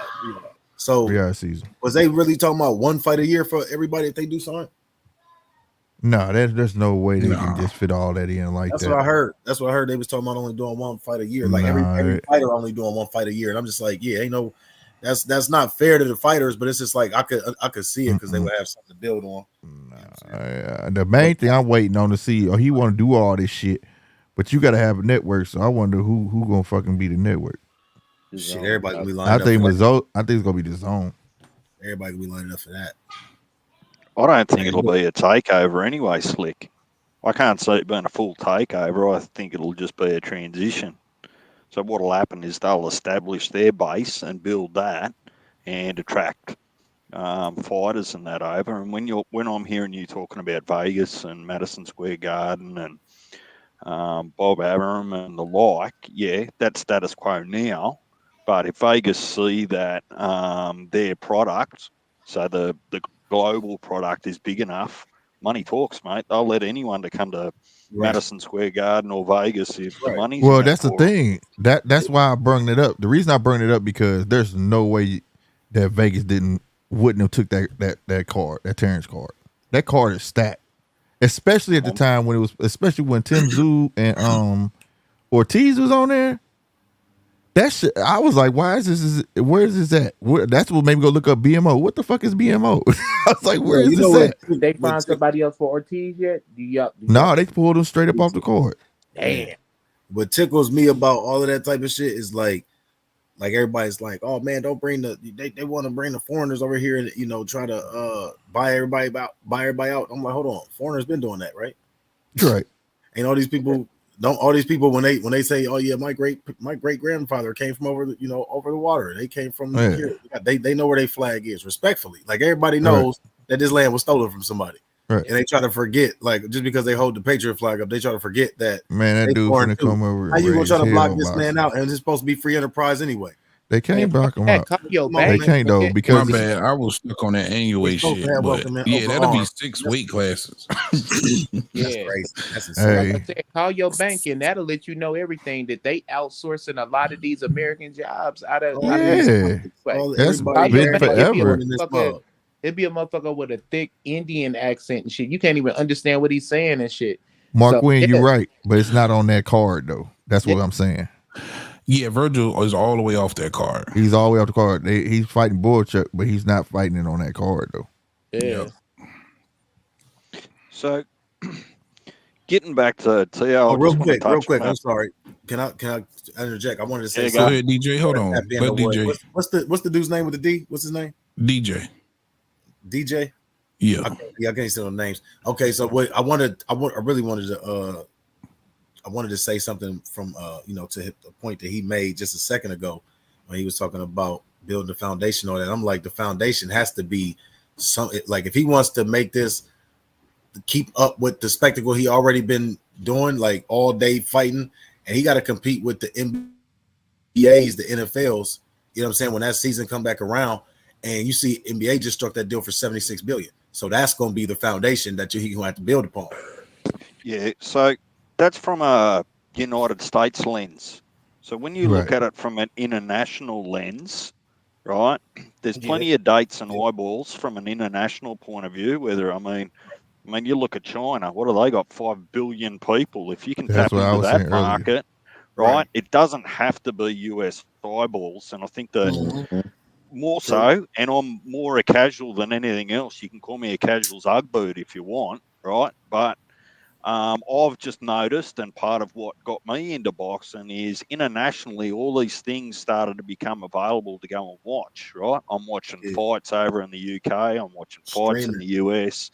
I'm watching it in America, those sorts of things. So the boxing market, for it to actually get, and see how I'll come back to a couple of your comments about casuals, because I can speak from experience, is I don't want to see things like the belts lose their history. But I don't think it has to. I think the sanctioning bodies are the easiest part to manage over time, to bring them over so that they can have some credibility under whatever that new league is. I agree with the most part that everyone said here about promoters. Now, when we talk about 51% ownership or 49%, if that 49% that you're going to get is guaranteed future earnings, that's got to be an attractive proposition to promoters, where they've got to beg, borrow, steal, wait to get their next payday. Particularly for people like PBC, where they don't have an annual budget, so to speak.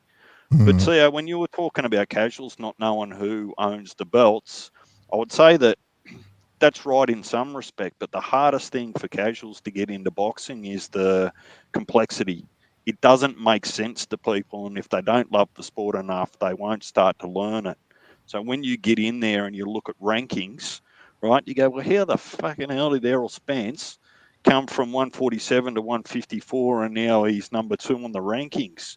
You're not able to follow the sport and make sense of it as to why, the best aren't fighting the best. And then you start to get into discussions about corruption and politics and all those sorts of things, the stuff that you guys live and breathe.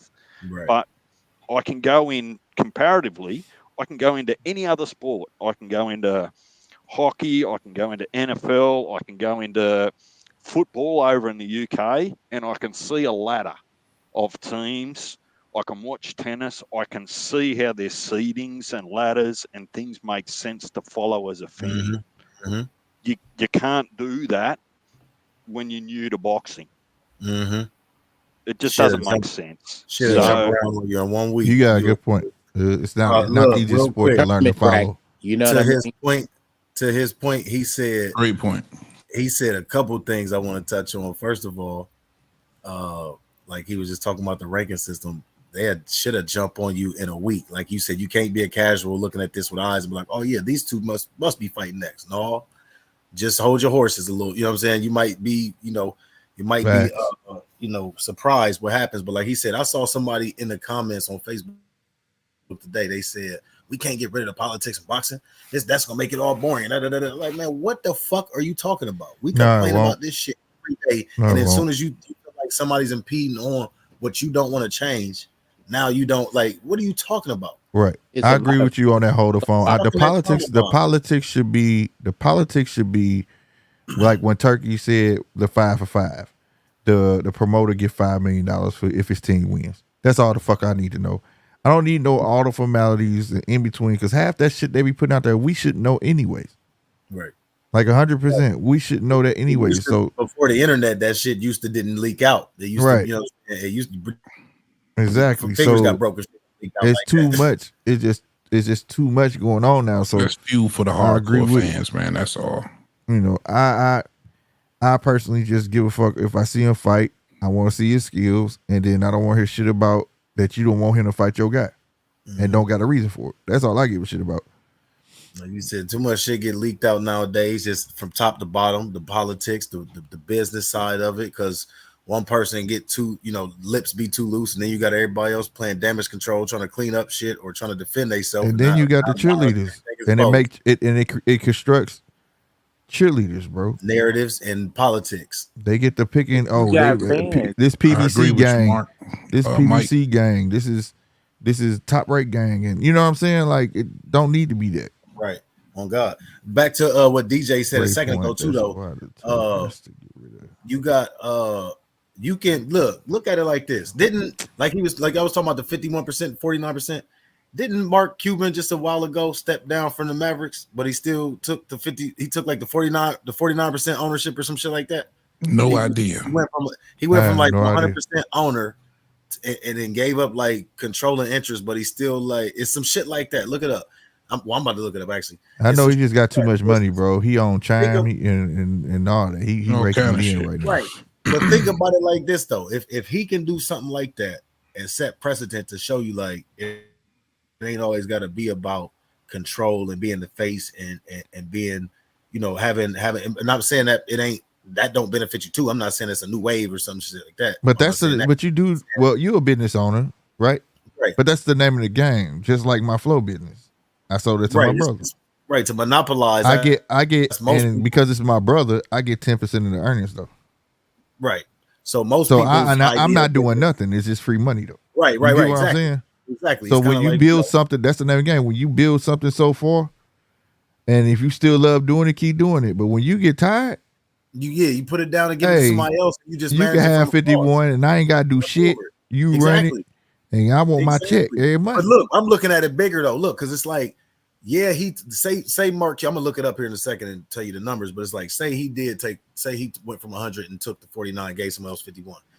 You're still the face of it all. At the end of the day, people are still going to remember you over everybody, no matter who takes over. Jay-Z can take over. They still gonna remember you because you built this thing. Your face ain't gonna ever leave it. You etched in the history of it. You are the lore of it. You know what I'm saying? Like, and that's not gonna go away. So it's just like with the WBC and all this shit. Like, think of say Turk come in and let them keep. Like, say I'm gonna take the 50. I'll take the 49%. Let y'all keep. Or excuse me, I'll take the 51, y'all take the 49, but y'all get to keep y'all's entire history, y'all's lineage. We won't add a belt. We're gonna let y'all keep everything, let y'all keep y'all's name intact and all that shit. You know what I'm saying? Like, how is that not a win? For me, I guess I gotta speak from individual point. For me, it's just like being undisputed means something, bro. Mm-hmm. Right. That's something, but I'm saying like I get to see this guy go through these champions.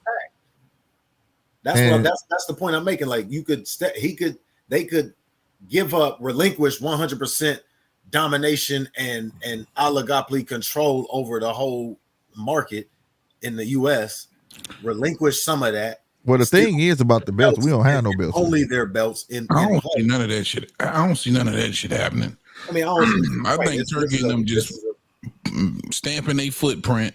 You know what I mean? They're going to end up doing their own thing, or they just going to be another promoter on the block. As far as buying them cats out, and I just don't see that happening, man. I wouldn't sell my shit. I'm not going. It's not about, but that's the thing. It's not about selling. It's they look. This I was what I read. And y'all can go on boxing. It's on my on that video. Boxing. Not news. Boxing. Hold on. But anyway, I'm gonna tell y'all. But where is that motherfucker, man? Boxing social. That's what it was. All right, so like, he wants them to keep their company. He just wants them to ink a deal to come up under his umbrella. The 51% say you PBC and I'm Top Rank, right? Respectfully, we still own our own companies. But if I don't want my fighter to fight your fighter. That's where he steps in and say, "What the fuck going on?" And he has to say so. Yeah. It's almost like, for instance, you know how football is associated. He wants to be the association. He wants to be the association. He wants to be a commissioner, pretty much. Thank you. That's what he wants. You know what I'm saying? Yeah, he would want to override. It's I right. don't want Look, nobody to have no say so on like, my company. like everybody got equal power. Like we supposed to be having the best fight the best. And if anybody have any conflict or want to try to pay some money to go around that, I'm gonna step in and say, what the fuck are y'all doing? But the thing is, that's the thing. They ain't got to pay nobody. He gonna pay the fighters and the promoters. I don't want nobody to have no say everybody so getting on my paid. company. So everybody getting paid. That's why. That's what he should try. He thinks that's the problem. It's not enough money going around. That's always the excuse. Well, he has the funds to pay the promoters and the fighters. If I say you want your whatever 5, you get 5%. I got you, and it's going your 5% gonna look real nice when I'm telling you I'm paying your fighter $20 million. And what's the point then if they're never gonna fight? How are we gonna know who's the best? Now, if that's the case, I'm cool with that. if he's covering all the bills and I ain't doing number five, that's what he said. And the $5 billion, he want to spend, bruh. Do you know Top Rank is only worth $630 million? That's nothing. He wants to spend $5 billion between all of them just to give to them, not buy them out. Was that you going down that list the other day? Yeah. Yeah, that shit was crazy. That shit crazy, bro. Like that shit was nuts, bro.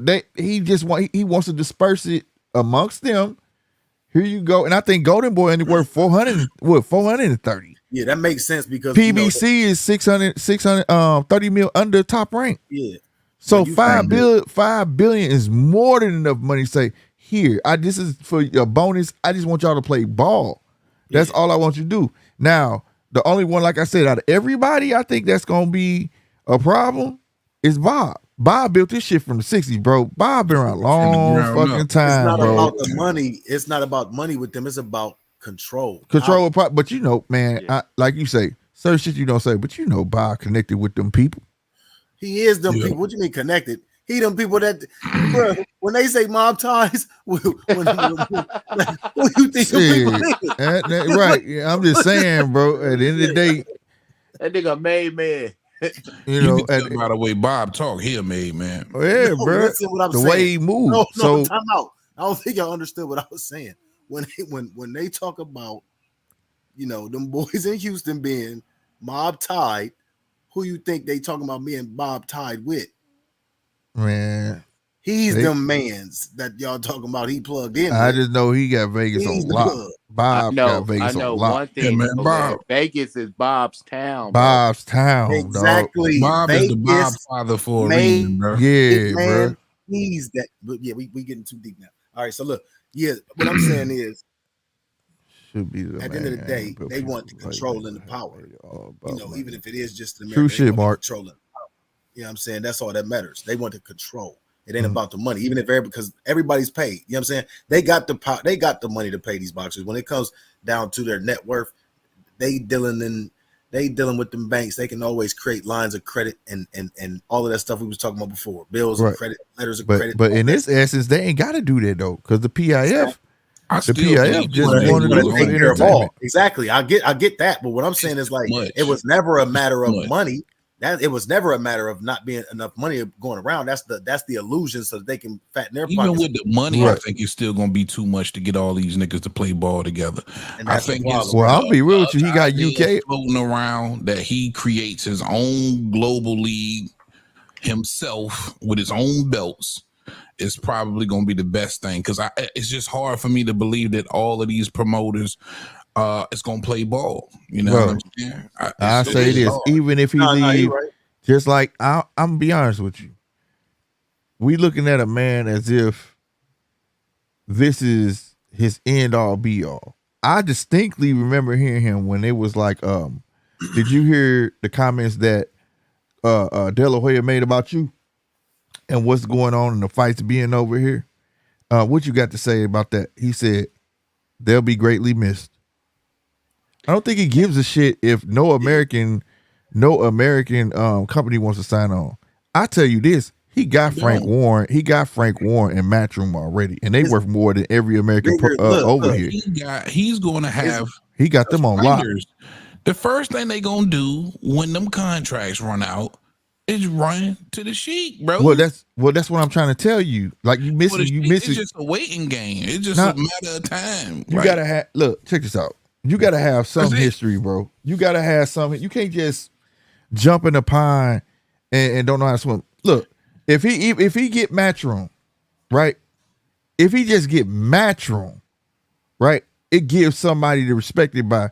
If it's a new thing, you gotta wait till people catch on and let that shit catch fire. If he get a renowned company, a couple of renowned faces, thank you, renowned faces where people can be familiar with, it's gonna the transition will go a whole lot smoother. So say if Bob, PBC, and Golden Boy don't want to sign on. Right now he has Earl and Frank Warren. Old boy and Frank Warren don't work together like that. These are chummy as hell. Man, the checks they getting must be big. He accomplished that with just the ambassadors he's selecting. Right. So that's my point I'm making. So he don't have to. But cash is king, bro. According to the money gonna always work, bro. You right. I'm not talking. You talking about two? Hold on, y'all. You talking about two different aspects. You talking about fighters leaving companies and going to him. I'm talking about just having something for the fans to gravitate towards, so you had that steady trust, bro. It's like me bring my little brother telling you he can fix your car. You don't know if he can fix your car or not, right? But if you knew what school he went to, where he came out of, who he was taught up under, you trusted a little bit more. That's all I'm saying. Y'all both and right, they got somebody, and it's attractive to other fighters to know that, okay, this guy really knows what he's doing. He fucks with Eddie Hearn and Frank Warren. But hey, that's all I'm saying. You know what I mean? So he don't need. He doesn't need. Technically, he doesn't need a top rank of them, whatever the case may be. He, like you said, he can wait out contracts, and they just come over that way. But to have something, I just think for the fans to be able to trust it, you still got to have a familiar face somewhere. What was you saying? 913. I was like, do that though, because the Muhammad Ali Act is against monopolizing. That would be kind of be like a monopoly. I'm saying the states over here. It can't be if I'm not buying all the companies. Hey, that's the loop. That's the thing. Peep this. This what I wanted to say a second ago when y'all say y'all both right. Listen to this. This how both of y'all are right. Do y'all know what an oligopoly is? Yeah, oligarchy. Yeah, Russia full of no, an oligopoly. Oligopoly is like a monopoly. An oligopoly is like a monopoly, but it's competing companies that you think are competing, but really behind the scenes they got handshake deals to keep their prices around the same to make you think that you got an option, but really you just bouncing between brothers. You bounce between, you know what I'm saying, the brothers at the top. You know what I'm saying? Yeah. So basically, it's just like when Colgate slanders Aquafresh, but they own both. Exactly. Or like a better example is like T-Mobile, AT&T. You know what I'm saying? Verizon. Right. You got bad service on one. They all on the same fucking towers. You know what I'm saying? So my whole thing is, you got, well, not literally the same towers, but I'm saying like you're dealing with the same companies. It's an oligopoly. Right. You're dealing with the same people that's all owned by BlackRock, Vanguard. We're not about to get that deep. What I'm saying is, that's what these facts, Mike. That's what these companies are. That's what these promotional companies are. At the end of the day, they want the belts in their camp. That's why they won't agree. So to your point, when you said all you got to get is one, when you get one, you got to get them all. You don't just get one and then convince the other ones to come. They either all agree at once or none of them are going to agree, because at the end of the day, they want the belts in their camp. That's what the whole name of it. That's why the politics come in. I got to sit here and freeze everybody out so that I can get all the belts one way, shape, or form. You know what I'm saying? At the end of the day, they're never competing though, because they all rich. Look, they all former. Right, I get that. But when I say Matchroom and Eddie, our belts don't matter to them. They got their own belts over there. He been dealing with UK for a long time, bro. It's a skill challenge, so it's not like I get that, but you know what I'm saying. So we don't have belts. Let's make that clear. WBC does not represent America. They still part of the oligopoly in the global game because they're the only one. Like this is a global. It's kind of like BRICS taking over. BRICS is trying to make a real global money, but the U.S. has always been like the unofficial global money. Does that make sense? Yeah, it's still going to be. It's still going to be some type of global. We got the World Bank, right? But it's just, exactly. But it's like we don't really. I don't know. I'm trying to equate it to something. I get what you're saying. They all in the same bed, but it don't look like they not in the same bed. Exactly. Strings gonna be pulled in the background once, regardless. Exactly. But my thing is, if he get Matchroom, they see the money that's going over there. One by one, they can't slip over there, right? Just like you saw PBC. PBC was last to fold. PBC wasn't fucking with that shit at all. Al wasn't happening. Then all of a sudden now you see August 3rd, half the card is PBC fighters.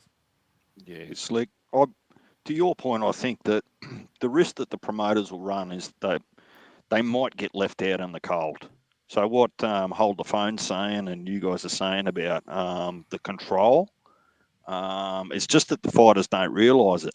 The actual fighters are the ones that are in control. If promoters don't have fighters, they've got nothing to control. So when we talk about contracts and those sorts of things, like any half-decent lawyer, particularly in the States, can get you out of a contract, loss of income. You can go down any path.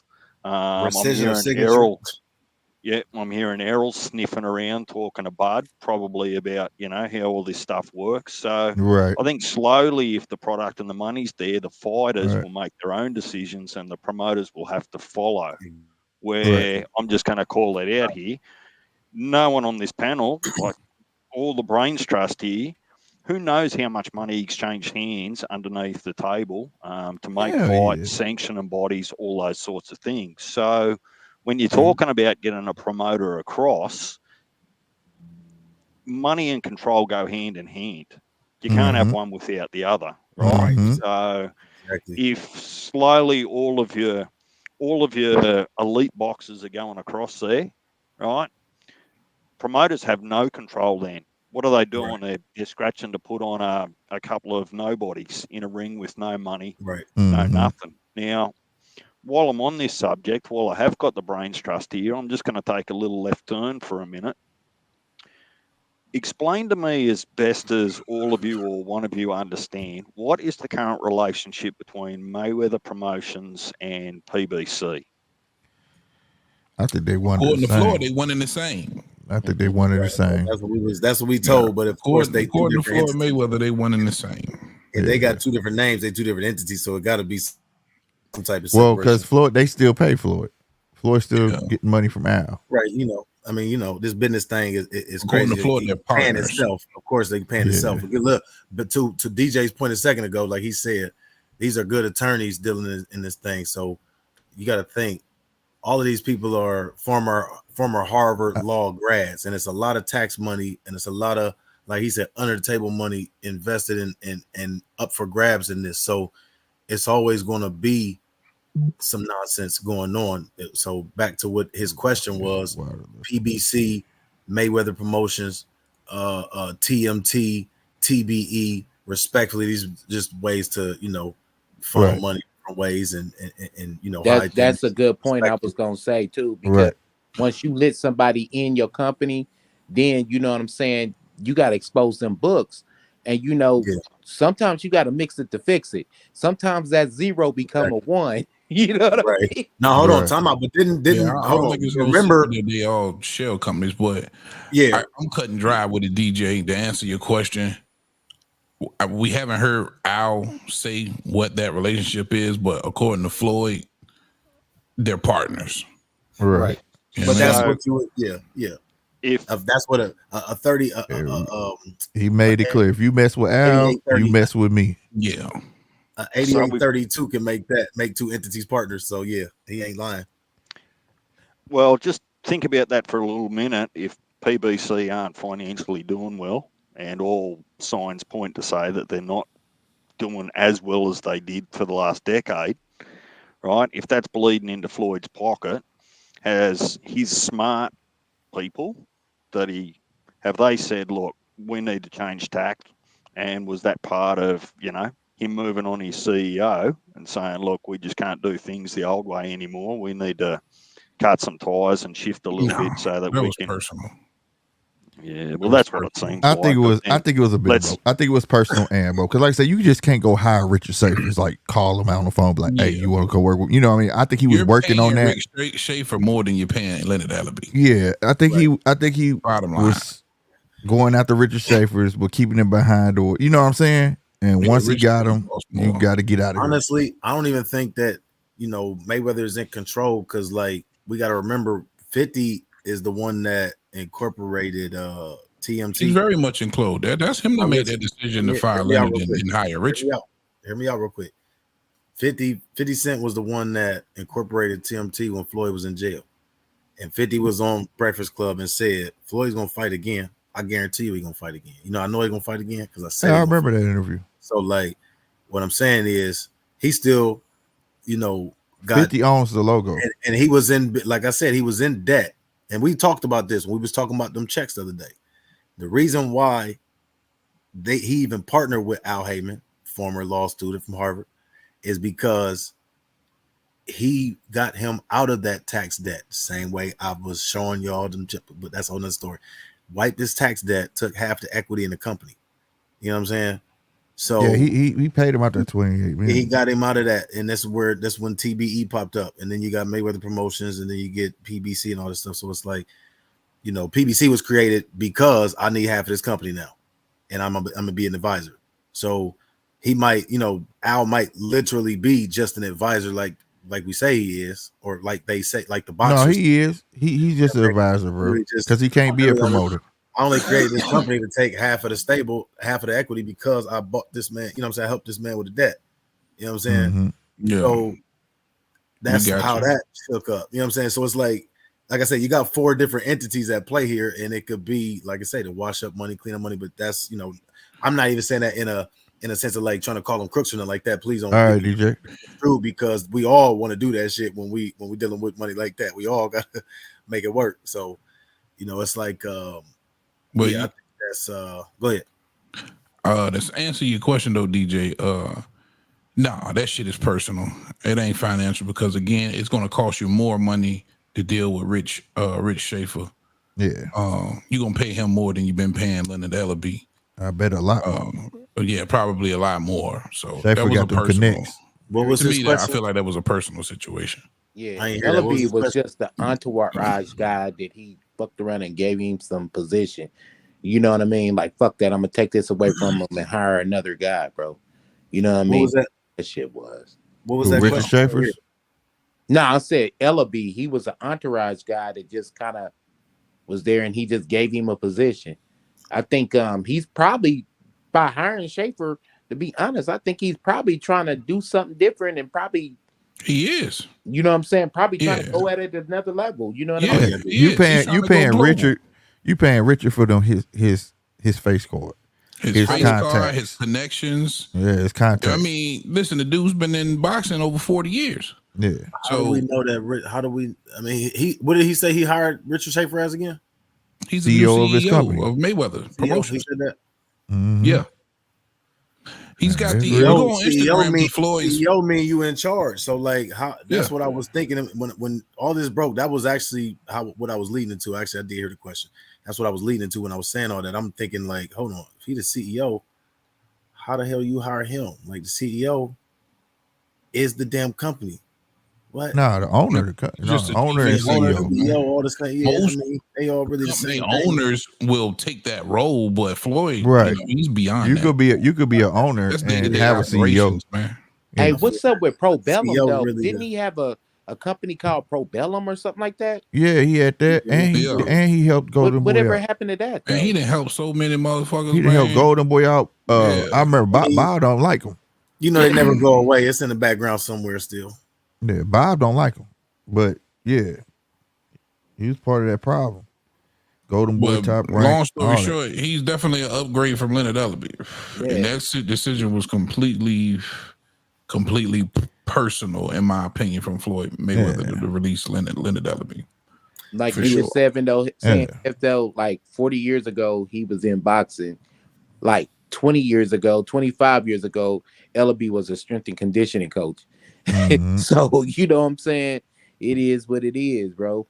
You know, if we gonna be real boxing, I want to see where it's gonna go though. I ain't gonna stunt. If that dude could really make us, I'll be honest with you. All we know from Mayweather and Mayweather Promotions, him trying to find the hottest commodity, put him up under his wing and boost him. You see what I'm saying? That's it. We don't really see nothing pan out besides the Tank. True. Now Carmel, but it's like the way he run it. If he run it, it's like a hype job. You understand what I'm saying? Look at Tank trying to box Carmel out already. Talking shit to Carmel. Yeah, that's Carmel. what I was talking about. He was arguing with as a kid. Yeah, over the logo and all of that shit. Yeah, like trying to box this dude That out. was too much, man. I think he see that boy as the future too. I think Camille next up. Just like Jahan, it's like anybody that's trying to get a bigger star or as big a star, he try to box him out, man. But I think Floyd know that his face don't need to be everywhere. He needs somebody to take over that can take these fighters to the next level. And he saw what happened with De La Hoya and all them, bro.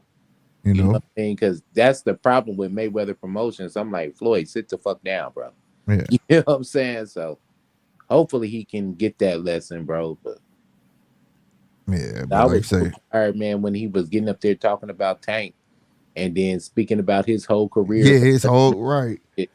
That was too much for me, bro. Like we didn't seen you, bro. Like we good. Right, it's time for the new era in. But yeah, man. New era. But I can't wait till the next fight, bro. I mean tomorrow's fight. But shout out Mark Wayne. He said, "What other fighters does Mayweather have other than Camille?" What's the other little dude? A little short dude. He like Spanish or something. I can't think of his name. I can't think of his name. Yeah, that's it. But that was really the only two. Everybody else, that's the only two. I don't see them having nothing down the pipeline, bro. That's why I don't think they grow it. Plus Bob, he like signed the whole damn Olympic team. So shit. Yep, he let him go. Badu Jack left. And he had Ishe Smith. Kid, I forget about him, but I don't know if none of those guys are still with Mayweather Promotions. No, Jay Leon not. I know that for a fact, and I know what you call not neither. Badu Jack not, and Ishe after he won that championship, he retired. Yeah, Ishe been gone. But I don't care about them dudes. Like I was telling you, Slick, the other day, bro. If a nigga was fighting on HBO, bro, your time is up. You know what I'm saying? Right. If you're old enough to have fought on HBO, bro, your time is up. Right. Move over. Move around. Your way out. Yeah. Your way out. Shit. Because HBO been done for a minute, bro. But maybe Mayweather Promotions, just like the rest of them, they got about one fighter. Under the PBC banner, I should say. All of them just shell companies, man. They got one damn fighter. Time for the old guard to get out the way, man. Like he said, like somebody said in the comments, the old guard just got out the way. Yep, let the new blood. I think that was Mike. Said that, right. The new blood is like it, but look, bigger picture. The sport of boxing has been the reason why it's allowed to be so corrupt. The Olympic committees is fucked up. The casinos is fucked up. Reason why is because they've been allowed to launder money all this time. This is it's not associated. Point blank. Period. It's the only sport that's not associated. Exactly. The reason why is because it's legal money launder. They never wanted to clean up the sport, and now you got somebody that wants to clean up the sport. Not in a sense of let's get all these belts. Like the fans see it as that. They see it as let's stop letting these niggas money launder all this fucking money through these sports. Facts, that's DJ. what they looking at. This is much bigger than just boxing, bro. It's deeper than rap always. Oh no, 100%. That's why it's the Wild Wild West when it comes to. It's in the way the whole structure is. It's like a boxer's independent contract. You're not an employee. There's not none of that, and that's why if when I was reading if somebody bought all that up, it couldn't even be considered a monopoly. You get what I'm saying? Like the government couldn't even step in, but you create a monopoly. They can't even say that because everything it's like Bob's the owner of this company, but everybody that works in it is independent contract. You get what I'm saying? You can't do nothing to them. 1099, baby. Right. You can't do nothing to them. You know what I mean? So that's right. And that's the whole thing about it. That's what makes it weird. That's why I said it needs that umbrella. You know what I'm saying? To keep shit in order. That's why NFL stats get recorded. That's why it's all it's all neat. On top of that, you got them out here doping. They out here doing coke. They out here, what I'm saying, just acting all kind of fool. You know what I'm saying? Being overweight. Like, for real. Listen, I told y'all, Breadman is my Facebook friend. And I asked him right after the Ryan fight, and this was maybe 2 days later, I had tagged him in a post, and I'm like, so do they even test for certain, do they test for street drugs after fights? And he commented and said, no, they don't. Certain fight, you got to request it, basically what he was saying. They got to request for certain drugs be. So it's like, these cats is really, they can just, it's literally the Wild Wild West, bro. They can come in here on drugs, bro. Hey, Slick. That bread man comment he just said reminded me. This one of them David Benavidez haters right here. Oh no, I ain't no hater. I like for real. No, I like Benavidez, but I'm gonna say like this. What? I'm gonna say like this. Let me say this. Yeah, he was like the cokehead. I remember him saying that shit that day. I never said I don't like it. Let me hear this again. You did call that one time you was on calling him a cokehead. You said you like David Benavidez? No, I actually listen, I like him just like Tank. I like Tank. When I watch him, most of the time I'm going for him. But I have criticized his footwork. I have criticized his drug usage. These are things in the fucking game that when we talk about fighters and we try to match them up, we're going to talk about their football. Man, you shouldn't be doing drugs in this type of sport. Man. You said I still think Caleb. No, Caleb Plant didn't win. I mean, he got close, but the nigga definitely got cheated. He got elbowed, which everybody overlooks. They say, man, it just happens in the game, but it changed the whole direction of the sport. Tim Tszyu got elbowed. It changed the whole direction of the fight. You know what I'm saying? It's not fair at the end of the day, but it happens. You know what I'm saying? But I'm saying like his elbow was intentional. If you look at it, he couldn't land no clean shit on Caleb, so he finally got him an elbow that dizzied the nigga. That's what I think. But anyway, I don't hate David. I can see some flaws. You know what I'm saying? I can see some flaws. That's all. But anyway, but when it comes to like the drug usage and shit, it's like you shouldn't even be doing that in the sport. Anyway. Almost a decade ago, though, bro. You shouldn't be doing that in the sport anyway. He got caught. Yeah, that shit almost 10 years ago, bro. That he got caught. That don't mean he ain't doing it because you know what I'm saying. Listen, I used to get around, bro. I used to fuck around. He had just won a fight and was partying, man. Check my rap sheet, bro. I used to hustle. So when I look at a motherfucker, I know when they fucking around, bro. I know when they fucking around. I know when they fucking around. Like, oh, you currently just maybe hours ago. But look, while we on drugs, I just heard you say that you like David Benavidez. That's all I need. Because I ain't want because I did. I was good. It's funny you brought that up today because I was thinking about this maybe a week or so ago. Within the last week, I was thinking about. I'm like, I know some of the takes that I break, the takes that I make people think I hate certain people. And it's like I don't. Yeah, because last time you was like, "Fuck that cocaine ass nigga." I'm trying to be fair. Let me say this nigga to put out a whole Wikipedia on this nigga, bro. Let me say this real quick. That's what I was trying to explain to you about Devin, but you kept trying to swear up and down that we hated Devin, and it's not the fact. I like Devin. You know what I'm saying? It's in the moment, but the criticism's gonna be there. That's no, all. Right, exactly. But I'm like in the moment when you got people trying to poke fun, like, and I'm not no super hardcore Devin fan. I told you he wasn't my top 2 fighters. Like, right now he's not he's not my top 2 fighters. He probably I'll probably give him 3. What? What? Devin's not your favorite fighter? Bud won. Okay. Bud has always been number 1. Oh, okay. Word. I can dig that. Yeah, honestly, Wilder really been like number 2, but like he just been disappointing me. But he really got cheated. We ain't about to go back to that. Oh Lord. You know what I'm saying? You know what I'm saying?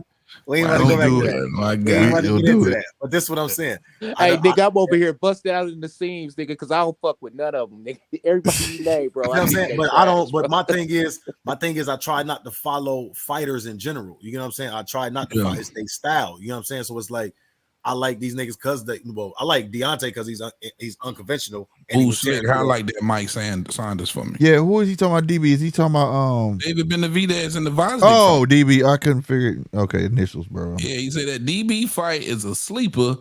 DB. Yeah, I swear when I seen dude take his shirt off, I said, "Oh damn." Yeah. David might lose this one, and that's what I'm saying. Hold on, bigger than this nigga, man. So look, I'm out to this point about David. Just while we on this, because I'm glad he brought that point up. When dude took his shirt off, I'm like, damn, he might fuck around and like surprise us. He might be a little bit more in shape. And when I thought about him being in shape, I'm like, and this is the reason why David really don't deserve a Canelo fight. And this is why Canelo don't want to fight him. It's like you cheated the sport so many times. You lost on the scale. You do fucking drugs. And I'm not saying Canelo don't either. I'm not saying he's a saint because he do all that shit. And he got caught doping. But I'm like, doing all this shit. You doing all this shit and you trying to act like the sport is supposed to reward you behind this. There are people that are actually clean that get hated on behind this shit. They get hated on. A motherfucker literally just got cheated by a nigga that's a drug cheat and he got hate. He's the one that got hated on. You don't deserve that fight, bro. Why are we on? We in a day and age where people are saying that he deserves that fight. How could you possibly say? Let me ask you. How could you possibly? Okay, hold on, 913, and I'll talk after you. Go ahead, 91. Who deserves a Canelo fight more than Benavidez then? Exactly, bro. At 68, who the fuck deserves to fight more than David Benavidez, who then ran back and forth through the division? I mean, I give y'all that, but again, we might not be looking at a clean fighter all of this time. Well, test his ass and nigga signed a contract. We know other motherfuckers been dirty. And like I said, Breadman just said, motherfucker, dope test gotta be requested. They don't always request the dope test. So like we might not even been dealing with a clean fighter, and we see this man elbow motherfucker. But Canelo could be the same too, though. It could be the same thing for Canelo. Win on points. Man, you can use that shit for everybody, bro. Right. That's it about everybody.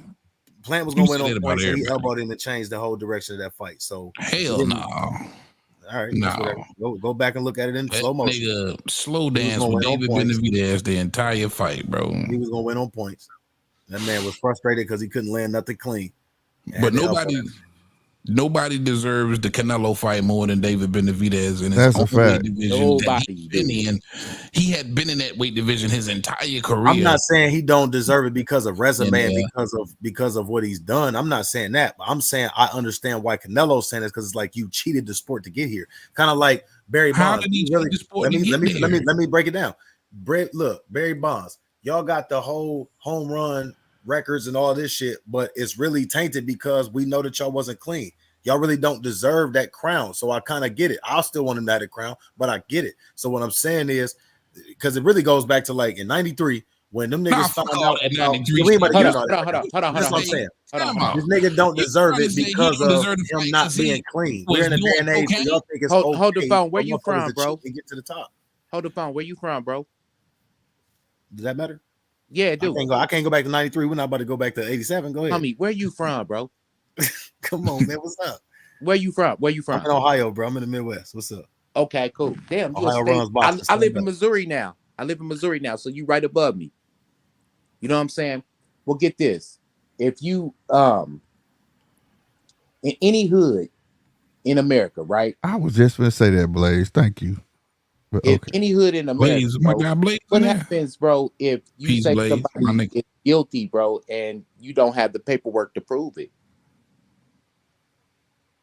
See, that's the thing, though. Nowadays, when people dropping all these allegations on these fighters, bro, they don't have the paperwork to prove that shit. So if they've been caught once, we can't be like, oh, when did David Benavidez ever pop for PEDs? He popped for coke. I didn't say he popped for PEDs. He popped for coke, nigga. That's I know. I said that. I said he lost his belts on the scale and he popped for dope. That's the disadvantage. He could fuck around, go to the ring, and get your heart attack. I said Canelo popped for Pez. Okay, Canelo popped for Pez. They both dirty. I ain't gonna check what's in. I know. That's what I said. I said he ain't. I said he's not. I said he's not a saint himself because he's done his own shit. That's what I was saying. But what I was bringing up is, but you was just saying that he didn't deserve a shot at the titles versus a nigga who got actually caught for PED. Right. But if y'all would just let me get a whole point out with that, besides trying to chop everything, every sentence up, y'all will get what I'm trying to say. Like now, y'all got people in the chat not even understanding what I'm trying to say. Like I said, neither one of them is saints, but we in a day and age where if we talking about dope or fucking peds, y'all trying to dismiss it to get the fights y'all want, and that's cool. But at the end of the day, some of these people is cheating to get to the top. That's not okay. I don't want to see cheats get to the top. I want to see the best get to the top. I want to see so I can really know who was the fucking greatest. We would never know if niggas was getting fucking elbowed, if Pernell was getting elbowed, or niggas was fighting, or if he was fighting niggas on peds, if he was the greatest. We wouldn't know. And we already know there's been a couple fights that was questionable that he lost. And so Sean, so do Canelo deserve to be champ? Niggas that's coming in here that's sniffing a little bit and shit before they get Canelo don't deserve to be the champ. I'm asking. So does Canelo deserve to be champ? Triangle theories don't work, y'all. Like no, I'm just asking you. This put set my mind at ease. My whole thesis was never about Canelo. I know it's not. This is for me though. I want to know since Benavidez. Because he was doing cocaine, right? So does Canelo deserve to be champ then? If he don't deserve a shot at Canelo, I'm not saying I'm not gonna say yes or no because we know after he popped dirty, we know that some of them motherfucking fights he had an edge on other people. So I can't say yes or no.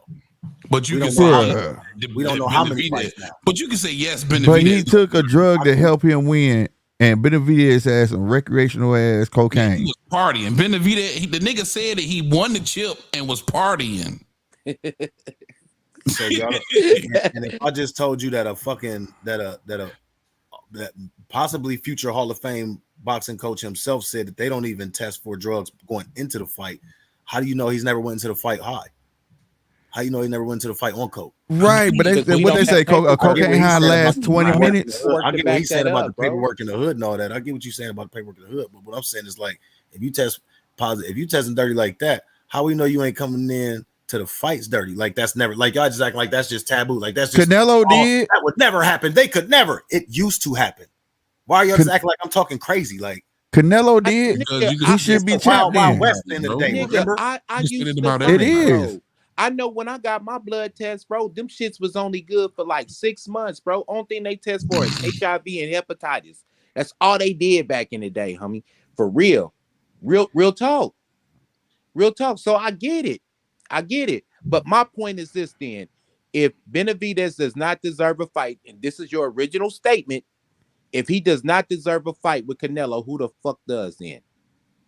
That's all I need to know. I don't got no argument for you, right? I don't. You said David Benavidez don't deserve a fight with Canelo. I don't have to answer that because that's. Nigga, you said it though. You said that though. You said that. That's why I asked you what I asked you over the phone. Y'all created this narrative in the chat. No. You actually said that, and that's why I asked you. So, do you think Canelo deserves to be champ? I never said. All I said was y'all the ones that asked me.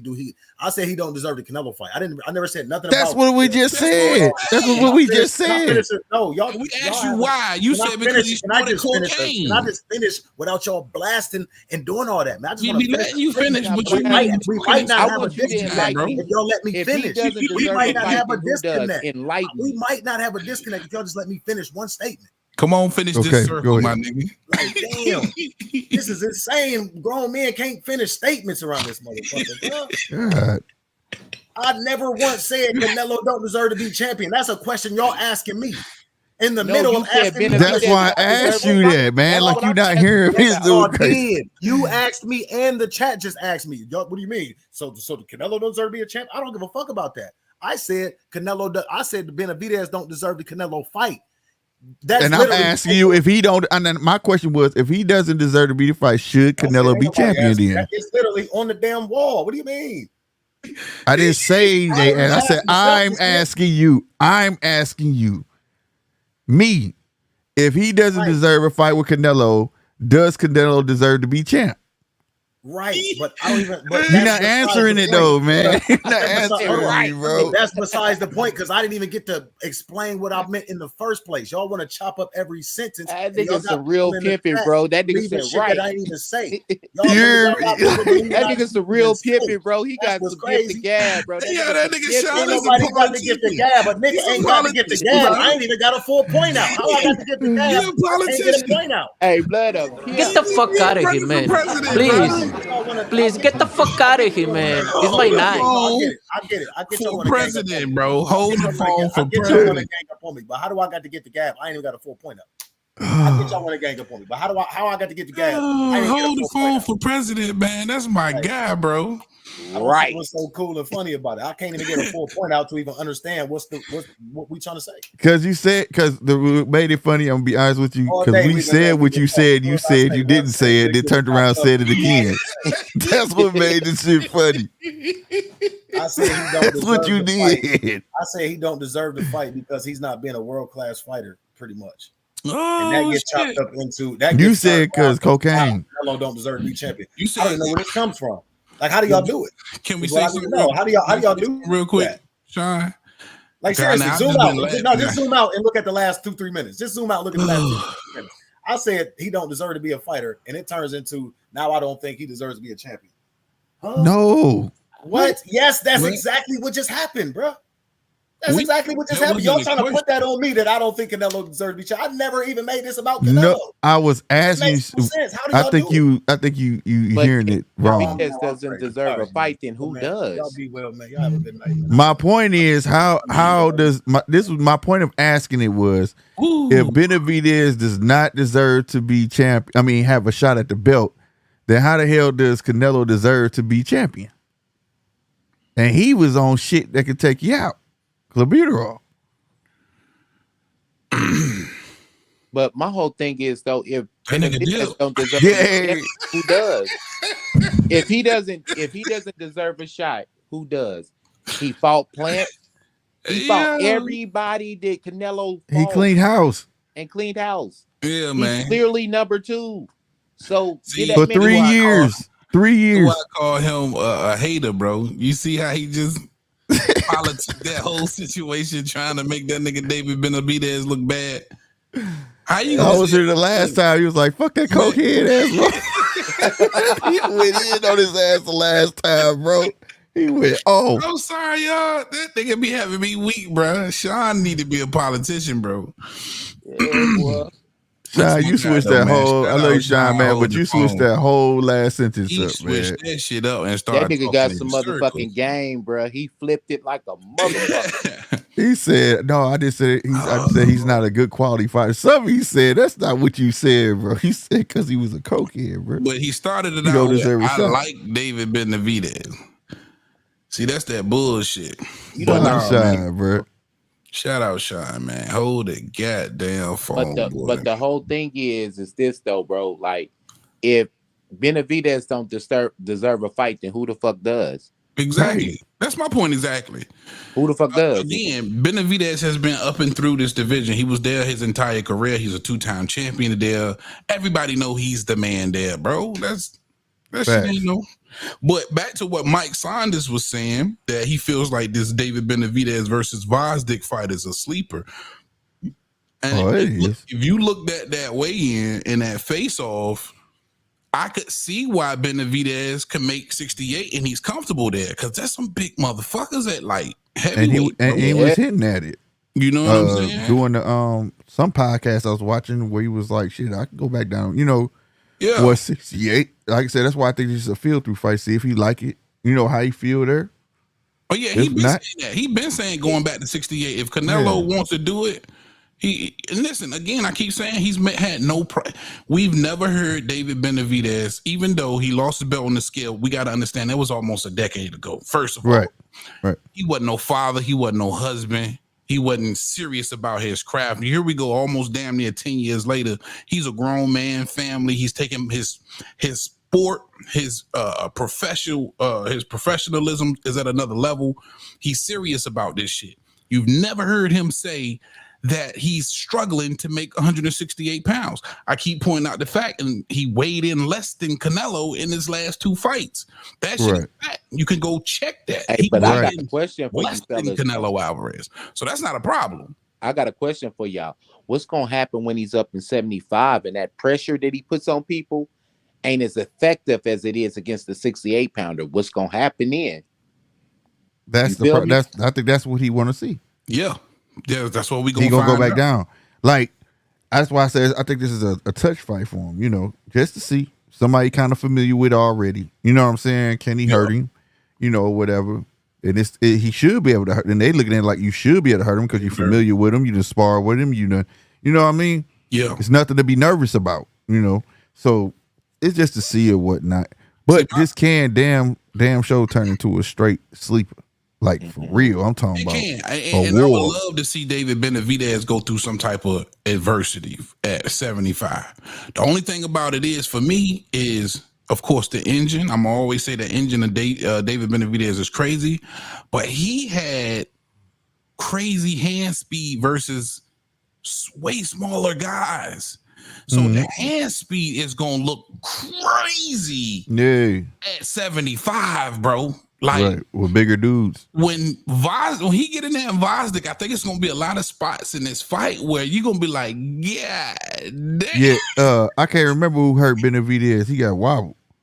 He got dropped. And he got dropped. Right. Yeah, he got dropped. Who was that? I can't remember the dude's name. He ended up fucking him up. Yeah, but ain't nobody beat him for no belt though. No. That's the thing. So technically, it was before he was champion. Right. Yeah. But I'm just saying, ain't nobody beat him for a belt. So technically, Canelo got a paper championship. He ain't never beat the man. Yeah. No, I've never. Even when he got knocked down, that was a flash knockdown. He got up smiling. Right. He got right back up. He got up smiling. So that was more of a flash knockdown. But have I seen him hurt? No, I've never seen him hurt. Right. No, never seen him hurt. And he got one that beat the shot, dude. Yeah, he did. He did. I just can't remember his name. Yeah. I hope I he can't just don't remember go it out either. like Paul Williams. Remember Paul Williams? Man, that was my dude. Paul the Punisher Williams. So he was floating back and forth to like 60, 47, 54. Trying to get paid because with nobody fighting. Yeah. They were scared of him. Fucked around and he got flattened by Martinez, bro. Yep. Sergio got in his ass. Sergio. Yeah. And that was a rematch. I thought he died, bro, where he dropped. A lot of people did. Hey, man, that shit was scary. That was, bro. That was the perfect punch. Promise you, man. That was the first king. That was the first nigga to bring a crown to the fucking ring, Sergio Martinez. Yeah, bro. Matter of fact, I heard he's still fighting, bro. He should have been retired and got in the Hall of Fame. Is he? You know where he come from? He used to be a soccer player, bro. Yeah. He's still fighting? Yeah. Wow. Yeah. Shit. Because, man, Sergio got to be like 50, though, bro. I was talking to that nigga Murph the other day, man, and we were just talking about niggas that, the Wilder subject came up, niggas that need to be in the Hall of Fame that ain't, you know what I'm saying? And we was like just going through box rec or whatever, and I was like, damn, he fought in 2023. If y'all got access to a computer, look it up. Like, he didn't fought like check it out now. Damn, like, Sergio. 2 or 3 fights last year or something. Wow. Yeah, he's 49 years old. I'm about to check out his record. That's crazy. 2023 and shit. Yeah. That's crazy. I remember that fight too. That was a rematch. He said he was gonna knock Paul out too. He did that shit. I was mad at the motherfucker. Yeah, he did, bro. Man, go on and quit, bro, so you get your ass in the Hall of Fame, Sergio, bro. Stop. Right. Word. Man, put that crown on. I said, damn. 57-3, 32 KOs. Yeah, he just fought Jahan Teheran back in March of 2023. Yeah. Wow. Damn. Wow. And he won his last 6 fights. Wow. Stop playing, crazy. bro. I wonder what's going on with him, though. I want to see fights on YouTube, bro. I got to see this shit.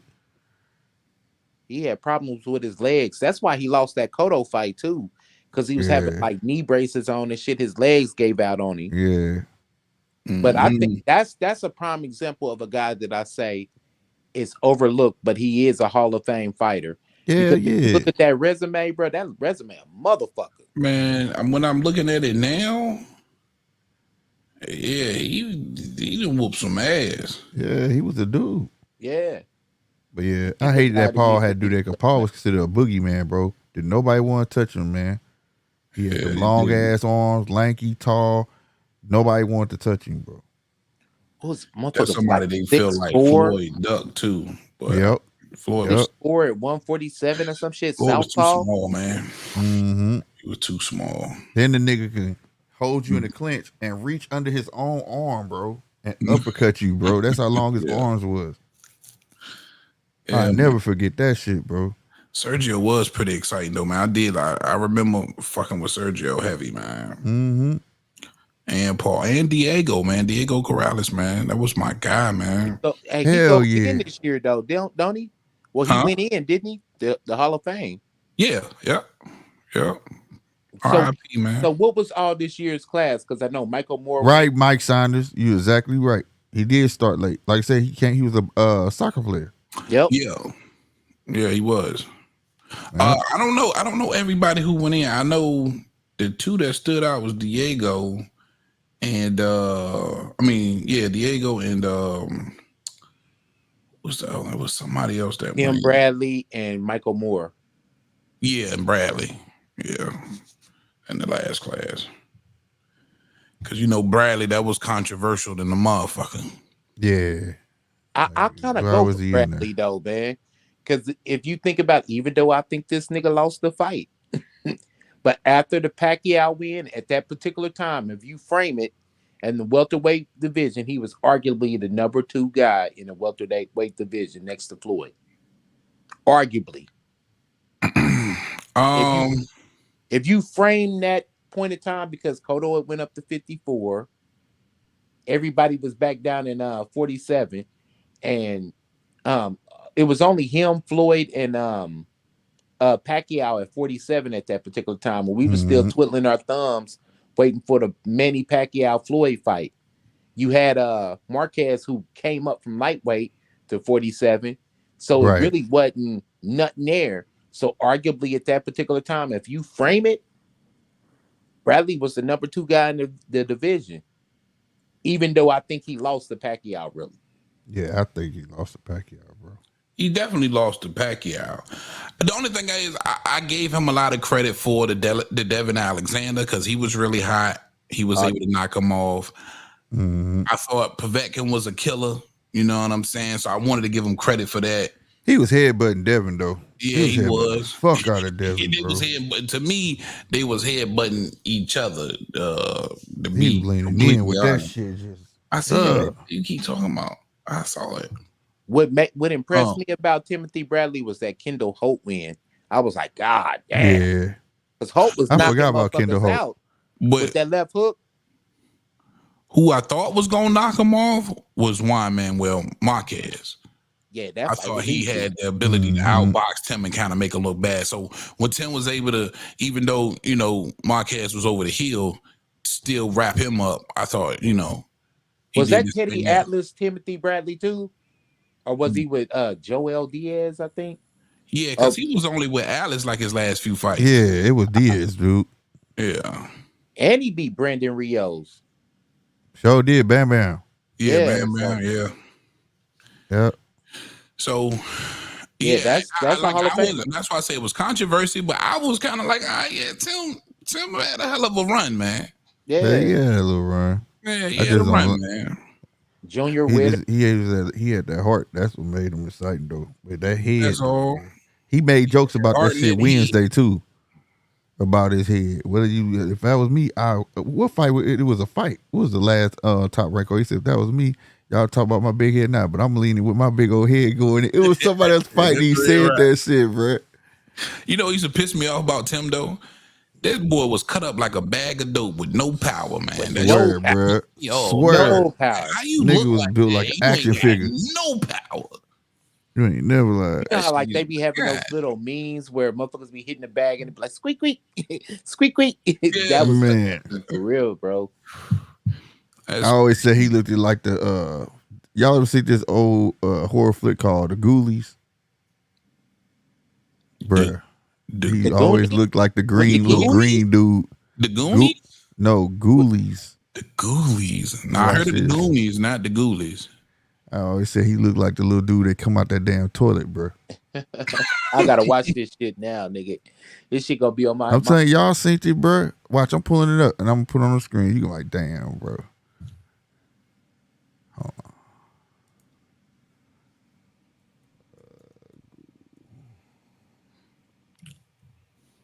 Tim Bradley. Here we go. Hall of Fame. Shut up, nigga. You don't know nothing about no fucking boxing. This nigga right here. Damn, I don't want to play. I want to look at the damn. Show me a picture, nigga. But it fucked me up. Tim Bradley go before Zab Judah, though, bro. That's crazy in itself. For real? Hold up, Zab. Zab ain't in there, I don't think. Bullshit. Zab not in there? Bullshit. Nah. Bullshit. Not that I don't think so. No. Ain't no way in hell Tim going in before Zab. Yeah, that was my Wilder argument. Like, bro, every generation, bro, they gotta have that one straggler nigga that you be like, why the fuck he ain't in there? Even Corey Spence deserved to be in there. If Zab not in there, right? Corey should be in there. That's personal. And I ain't just saying that because he's from St. Louis. That's personal shit. Yeah. How you not gonna put Zab in there? He was undisputed. Yeah, Zab beat niggas up at dice games and shit, though, man. I picked Zab to beat Floyd, to be honest. Yeah. I picked Zab, bro. I did too. I looked like a genius for the first 4 rounds. I was like, yo, I told you niggas. I was like, he dropped him, nigga. They didn't even I told you. I'm gonna keep it a buck. Zab was the guy. Yeah, man, and I lost $50 on that bitch. Shout out Motherfucker Costa back. Zudo. Yeah, Shout boy. out my Don't guy ever Lily play Pack. with magic. Don't ever play with magic. Here it is, man. This is the best picture I find. Motherfucker in the toilet, bro. Who? What? That little nigga. That's what that nigga remind me of, bro. That little motherfucker. The movie called The Ghoulies, bro. The fuck is that? It's an old school horror flick, bro. It came in like in the 80s. That you see the little nigga in the toilet? That's what that nigga remind me of. Cut up. Nigga cut up with that big ass head, bro. He comes out of the toilet and terrorizes niggas out of the toilet. No, that was just like one of the famous scenes, bro, in the movie. That shit Don't was do crazy. Timmy like that, poor little Timmy. Hold For on, real, bro. And then they made through the pump. He came through the you plumbing. can't see this damn picture. Damn, man. I'm trying to get bro, came I'm trying to find Timmy. don't play shit, nigga. Don't do that. Yeah, man. That's what you look like to me. Hold up, Slick. So Slick. He look like this nigga like me. He came through the plumbing system. Yeah, he came through the toilet, bro. Motherfucker was sitting on the toilet, bro. Lord. That's Scared why the I shit out always of her courtesy flush. Shit like that, I courtesy flush before I sit down. Fuck that. Yeah. He thought that shit was hilarious too, but that's who he remind me of. Nigga cut up with that big ass fucking head, bro. He ugly as shit. It's a bunch of these little ugly motherfuckers in the movie, bro, on everything.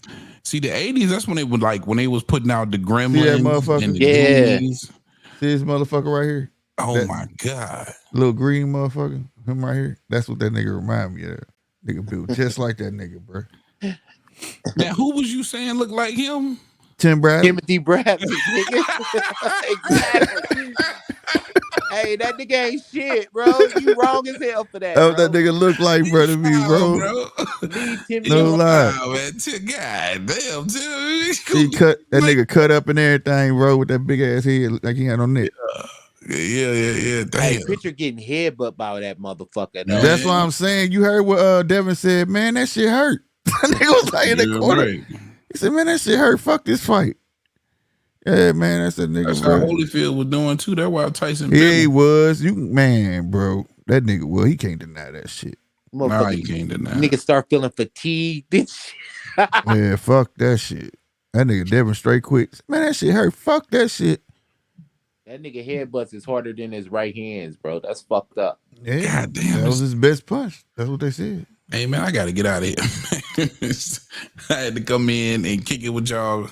I'm sorry, I'm always gonna be the first one out the door, man. Yeah, man, I'm about to go too. It's about 3:00 in the morning. It's 3 o'clock in the morning, man. Yeah, I'm gonna take my ass to sleep, man. For go watch this damn Power and go to sleep, bro. Is the second episode out yet? It should be. It's Friday. Don't it come out? Y'all Friday? think it's covering the fight tomorrow? Hell yeah. You know I'll be on this motherfucker. Yeah. Going down there. I'm on this motherfucker all day. I already bought my Douce. I'm gonna be in this motherfucker fucked up. I'm on this. I might be a little late to the party, but I will be here. That's what it do. Fashionably late. You feel me? Yeah, I feel. Thank you to the chat. Mark Wynn, DJ, man, I love y'all, but bro, man, God, man, you know y'all my guys. Shout out to the chat, man. Who else was in here? I seen Blaze, man. Shout out Blaze, Mike Saunders. Yo, real quick. Big shout out to my guy Mike Saunders, man. Also a long time follower of the channel, man. Thank you guys, man. Shout out to the panel, man. GMT, it's a pleasure, man. You already right on. No problem, bro. For allowing me to come through 913. It's all love. We talk. Man, you already know, my nigga. You know, I had to check on you, my friend. You already know, my nigga. Man, I'm out of here. Y'all be good, all right? Holla, bro. For sure. Yeah, man. Yeah, I'm about to go ahead and shut it down, man. Y'all know what to do. Like I said, y'all hit that like button, man. Shout out to all 30 of y'all that's checking me out, man. I really appreciate y'all. If y'all appreciate the show, like I said, like, comment, subscribe, all that good stuff. You understand me? And on another note, man, all my people on our X, man, come on over, hit that subscribe button. We trying to grow. Tomorrow I will most definitely be up. Commentating the fight, whatnot. The link will be in the description. Shout out to everybody that came through, that's in the chat, that participated. You know what I'm saying? Engagement is important. And that's all I got, man. I'll see y'all tomorrow, man. Y'all make the best of y'all night, and thank you for hanging out. Be easy. Deuces.